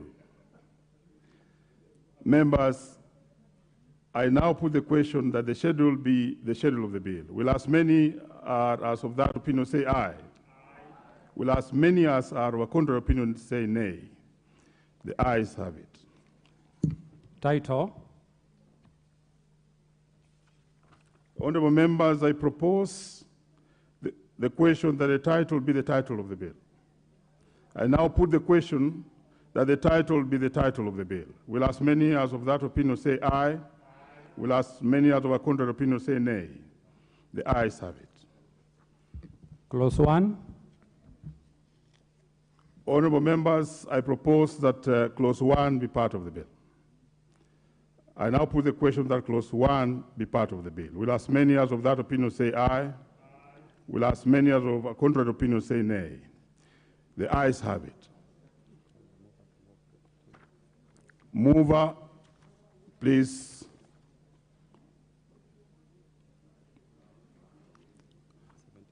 Do the report. Thank you very much, Honorable Chairperson. Honorable Chairperson, I beg to move that the committee do report to the House its consideration of the Equalization Fund Appropriations Bill, that is Senate Bill number 3 of 2023, and its approval thereof without amendments. Thank you. I now put the question, which is that the committee do report to the House its consideration of the Equalization Fund Appropriation Bill, Senate Bill number 3 of 2023, and its approval thereof without amendments. Will as many as are of that opinion say aye? Will as many as of a contrary opinion say nay? The ayes have it.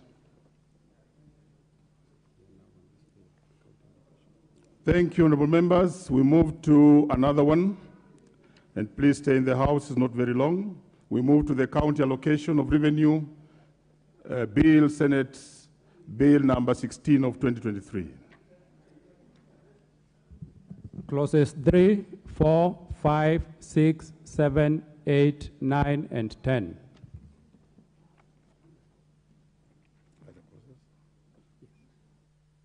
Very well. I propose the question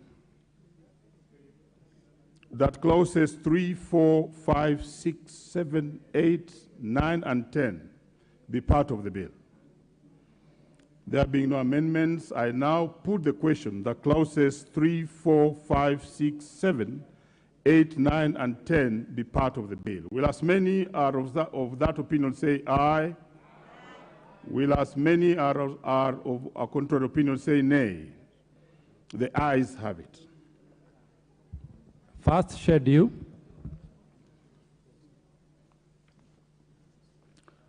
Honorable members, I propose the question that the first schedule be the schedule of the bill.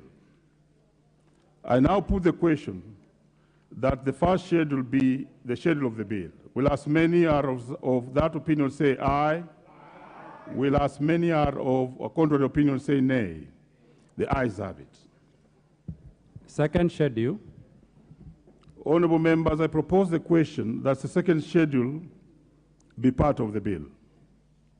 I now put the question that the second schedule be part of the bill. Will as many are as of that opinion say aye? Will as many are of a contrary opinion say nay?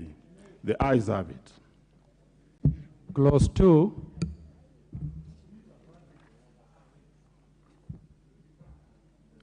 I propose the question that clause 2 be part of the bill. I now put the question that clause 2 be part of the bill. Will as many as are of that opinion say aye? Will as many as of a contrary opinion say nay? The ayes have it. Title. Honorable members, I propose that the title be the title of the bill. I now put the question that the title be the title of the bill. Will as many are as of that opinion say aye? Will as many as are of a contrary opinion say nay? The ayes have it. Clause 1. I propose the question that clause 1 be part of the bill. I now put the question that clause 1 be part of the bill. Will as many as of that opinion say aye? Will as many as of a contrary opinion say nay? The ayes have it. Mover, report. Thank you very much, Honorable Chairperson. Honorable Chairperson, I beg to move that the committee do report to the House in its consideration of the County Allocation of Revenue Bill, that is Senate Bill number 16 of 2023, and its approval thereof without amendments. I put the question, which is that the committee do report to the House its consideration of the County Allocation of Revenue Bill, Senate Bill number 16 of 2023, and its approval thereof without amendments. Will as many as of that opinion say aye? Will as many as of a contrary opinion say nay? The ayes have it.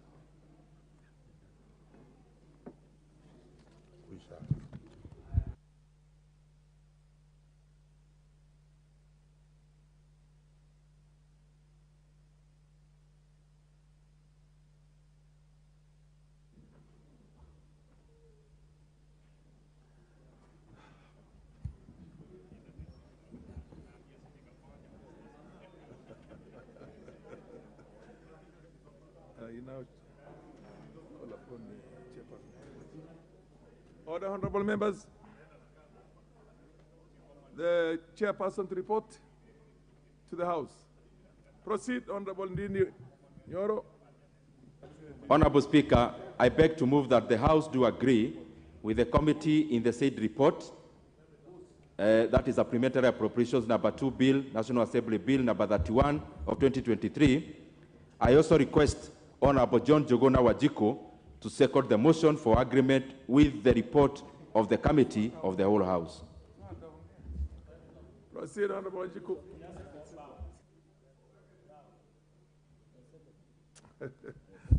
Thank you, Honorable Speaker.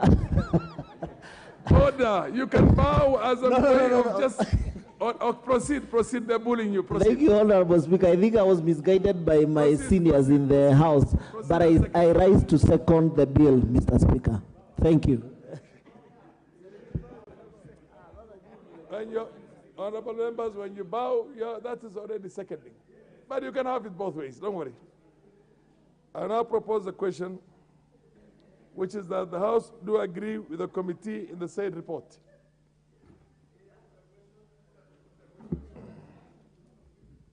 I now put the question, which is that the House do agree with the committee in the said report. As many of the opinion say aye.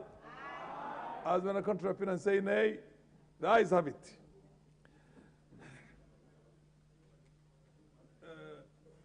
The mover of the bill.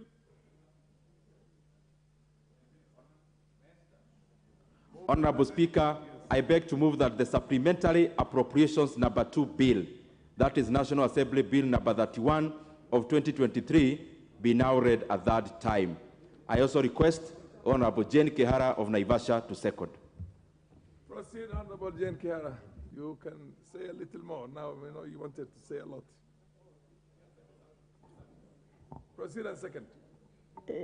Thank you, Mr. Speaker. As I second, I want to congratulate the Chair Budget for the great work that he has done. Being the first budget of Kenya Kwanza government, the committee has done a marvelous job, and I beg to second. Honorable members, I now propose the question, which is that the Supplementary Appropriation Number 2 Bill, National Assembly Bill Number 31 of 2023, be now read a third time. Honorable members, I now put the question.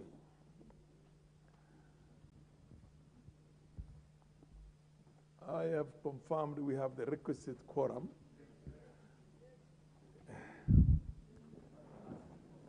I therefore put the question, which is that the Supplementary Appropriation Number 2 Bill, National Assembly Bill Number 31 of 2023 be now read a third time. As many of the opinion say aye. As many of the contrary opinion say nay. The ayes have it.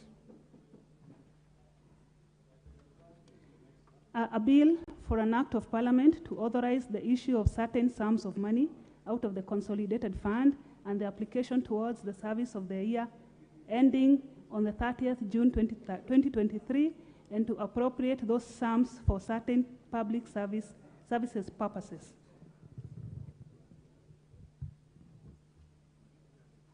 Next order. Yeah. Next order. Oh, sorry. Honorable members, the chairperson now to proceed and report.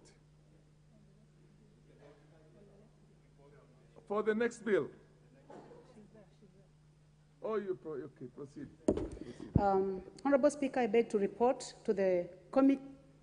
Honorable Speaker, I beg to report that the Committee of the Whole House has considered the Supplementary Appropriation Number 2 Bill, National Assembly Bill Number 31 of 2023. Order.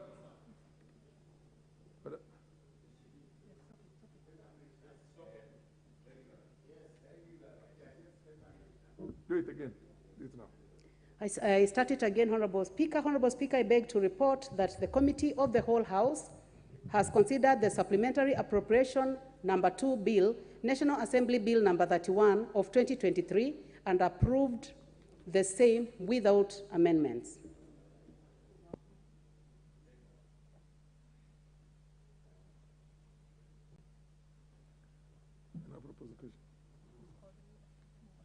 The mover, proceed. Thank you, Honorable Speaker. We are now regularizing on this particular one. Yes. Honorable Speaker, I beg to move that the House do agree with the committee in the said report.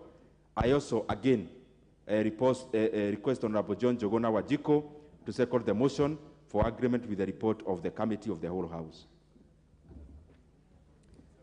Thank you, Mr. Speaker. I rise to second the bill and also congratulate the Committee of the Whole House for the job well done, and I second. Thank you, Mr. Speaker. Honorable members, I now propose the question, which is that the House do agree with the committee in the said report. Honorable members, I now put the question, which is that the House do agree with the committee in the said report. As many of the opinion say aye. As many of the contrary opinion say nay. The ayes have it. Mover. Thank you very much, Honorable Speaker.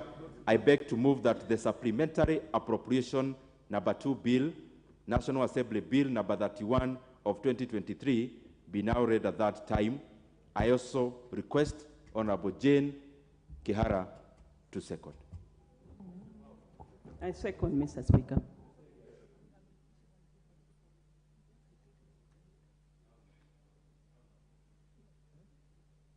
You have to repeat that. Repeat.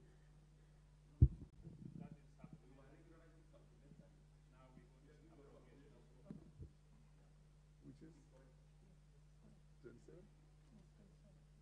You said 31. Is that 27 or 31? So you better go and say for 27, because you said 31.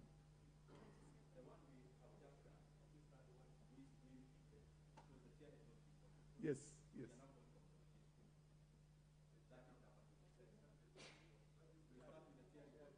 Yeah. Proceed.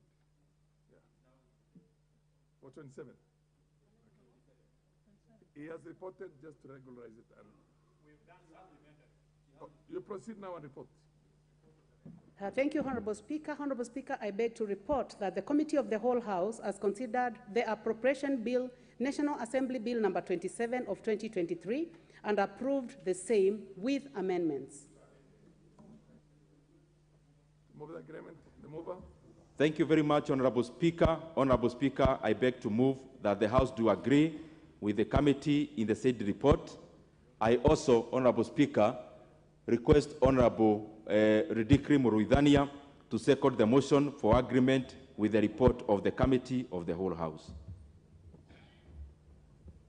I thank you, Mr. Speaker.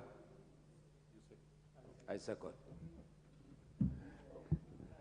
Honorable members, I now propose the question, which is that the House do agree with the committee in the said report. Honorable members, I now put the question, which is that the House do agree with the committee in the said report. As many of the opinion say aye. As many of the contrary opinion say nay. The ayes have it. Mover. Thank you very much, Honorable Speaker. Honorable Speaker, sir, I beg to move that the Appropriation Bill, National Assembly Bill number 27 of 2023 be now read at that time. I also request the Honorable Janet of Tarbo constituency to second. Proceed, Janet.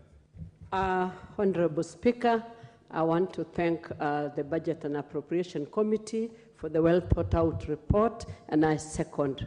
Thank you. Honorable members, I now propose the question, which is that the Appropriation Bill, National Assembly Bill number 27 of 2023 be now read a third time.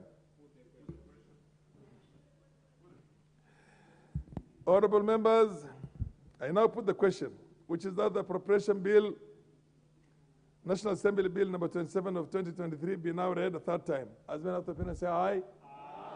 As many of the contrary opinion say nay. The ayes have it.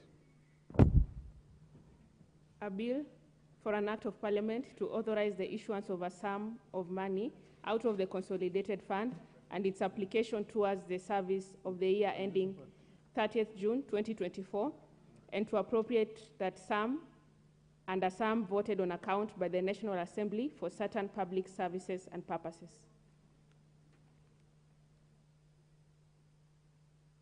number 3. The Honorable Chairperson, proceed.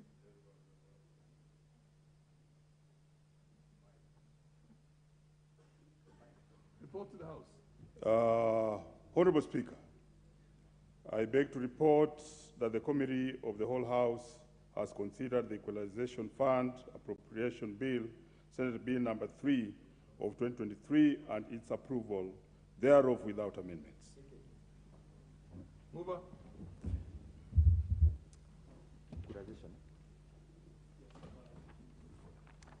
Honorable Speaker, I beg to move that the House do agree with the committee in the said report. I also request the Honorable KJ John Kerry to second the motion for agreement with the report of the Committee of the Whole House. Thank you very much, Mr. Speaker. And as I second this, it is to put it on record that this House has done its bit on the most important business of the legislature, which is appropriating monies and working on the budget. But this House has further work to do on oversight, that even us who are on the government side would like to say that after the appropriation, we shall be extremely vigilant with the executive, with Treasury, with the ministers to ensure that each and every single coin that we have appropriated goes to its intended use and is not misappropriated after we appropriate. Thank you very much, Mr. Speaker, and I second. Are you on a point of order? You're on a point of order.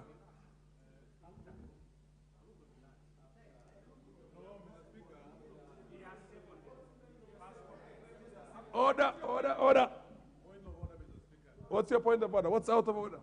Mr. Speaker, the Commission on Revenue of the Republic is completely out of order. Order, out of order. You're out of order. This is not the place to deliberate on that one. We are order.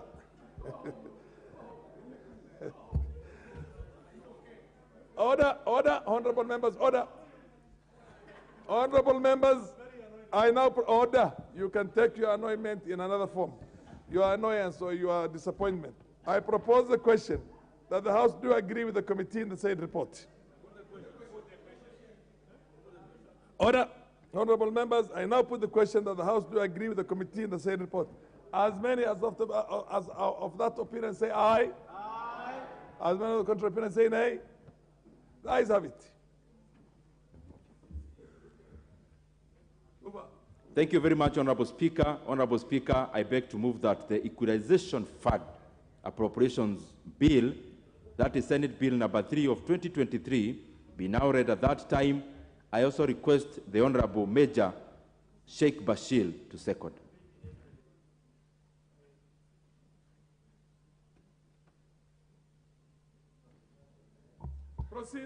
Thank you, Honorable Speaker. I want this opportunity to thank the Chair and the committee for a thorough job.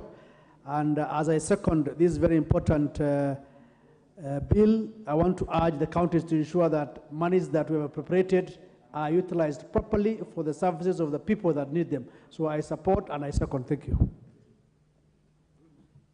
Honorable members, I now propose the question that the Equalization Fund Appropriation Bill, Senate Bill number 3 of 2023, be now read a third time.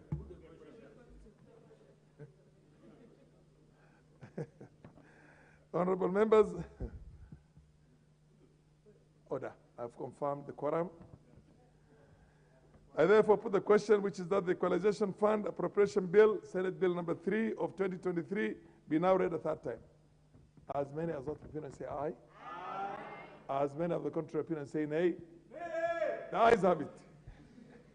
A bill for an act of parliament to authorize the issue of a sum of money out of the Equalization Fund and its application towards the service of the year ending 30th June 2023 to appropriate that sum for certain public basic services and for connected purposes. The chairperson to report to the House on the county allocation of Mike. Very well, Honorable Speaker. Where are you? I beg to report that the Committee of the Whole House has considered the county allocation of revenue bill, Senate Bill number 16 of 2023, and its approval thereof without amendments. Thank you very much, Honorable Speaker. Honorable Speaker, I beg to move that the House do agree with the committee in the said report. I also request the Honorable Duncan Mainamadenge, DMM of Nyeri Town, to second the motion for agreement with the report of the committee of the whole House. Thank you, Mr. Speaker. I second the report of the committee and agree with the committee of the whole House on the appropriations, additional appropriations to the county governments. However, Mr. Speaker, it is important that the county governments appropriate the money in the key areas of the devolved functions.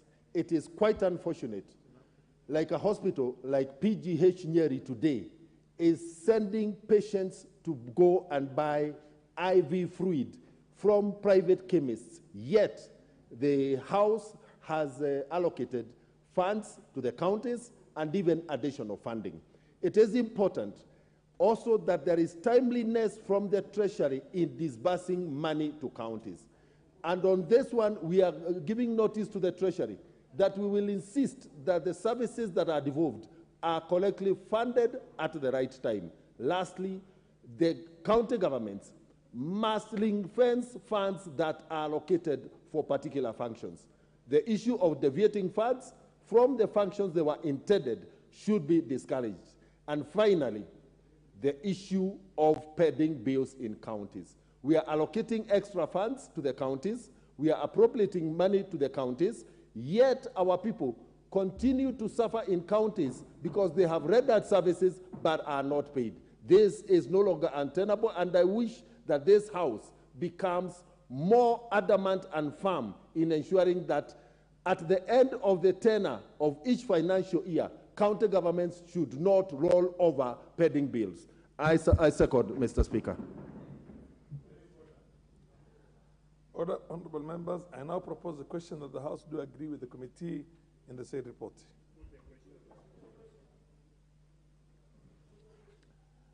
I now put the question that the House do agree with the committee in the said report. As many as the say aye. Aye. As many as the contrary say nay. Nay. The ayes have it. Move on. Thank you very much, Honorable Speaker. Honorable Speaker, I beg to move that the county allocation of revenue bill, Senate Bill number 6 of 2023, be now read at that time. I also request the Vice Chair of the Budget and Appropriations Committee, the Honorable Mary Amase, to second. Mary Amase.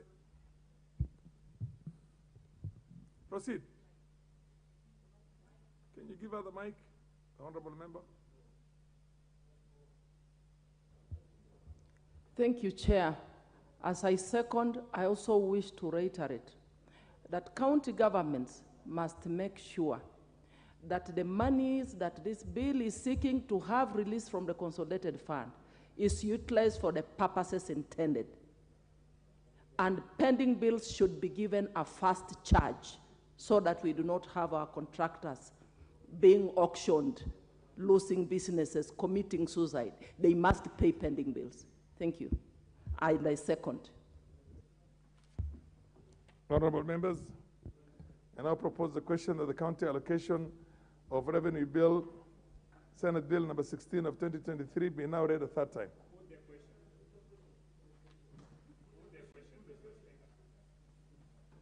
The tradition is between the proposal and the put-in, you take a seat and you look both sides. I don't know whether it has changed in the last 10 years. Anyway, I now put the question, which is that the county allocation of revenue bill, Senate Bill number 16 of 2023, be now read a third time. As many as are of that opinion, say aye. Aye. As many as are of contrary opinion, say nay. The ayes have it. A bill for an act of parliament to provide for the equitable allocation of revenue raised nationally among the county governments for the 2023-2024 financial year, the responsibilities of national and county government pursuant to such allocation and for connected purposes. Honorable members, I want to recognize the presence of a very good, well-known national school, Mango High School, students from Mango High School. In the public gallery, the school is a national school, but based in Kiambu. I don't know who is the member of parliament for that area. But the Honorable Ndindi Nyoro, I give you an opportunity to say something. Thank you very much, Honorable Speaker. I really felt I had a debt to really thank these members, Honorable Speaker, because what we have just done today is a culmination of a very long journey that we started last year in the terms of budget making process. Honorable Speaker, this House together, we considered all the processes, including the BPS, Honorable Speaker, including recently the estimates, and now we have passed the appropriations bill. Honorable Speaker, I want to thank these members for their invaluable support in terms of opinions and in terms of ideas and also in terms of their time. To all honorable members, some who actually left their lunch on the plates to come so that we finish up with this motion. Thank you all members and thank you, Mr. Speaker, sir.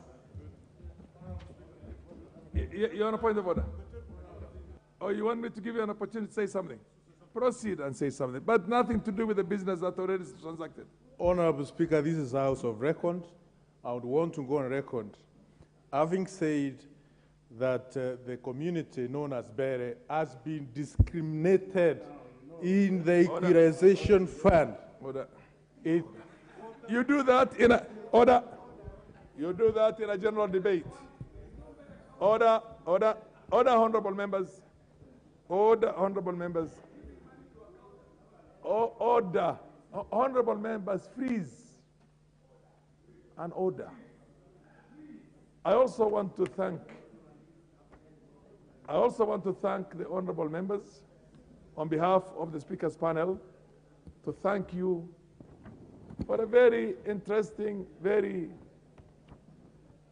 clearly full of content debate. I have seen many debates in this country, in this parliament, for a very long time, and I haven't seen one as engaging and as brilliant in many senses as it is. And I am encouraged. I can see the future of our country and the future of the young budding leaders who are here now is very good. This country is in safe hands. Now, having said that, honorable members, please be standing now. Honorable members, the time being 1:23 p.m., this House stands adjourned until today, Thursday, June the 22nd at 2:30 p.m.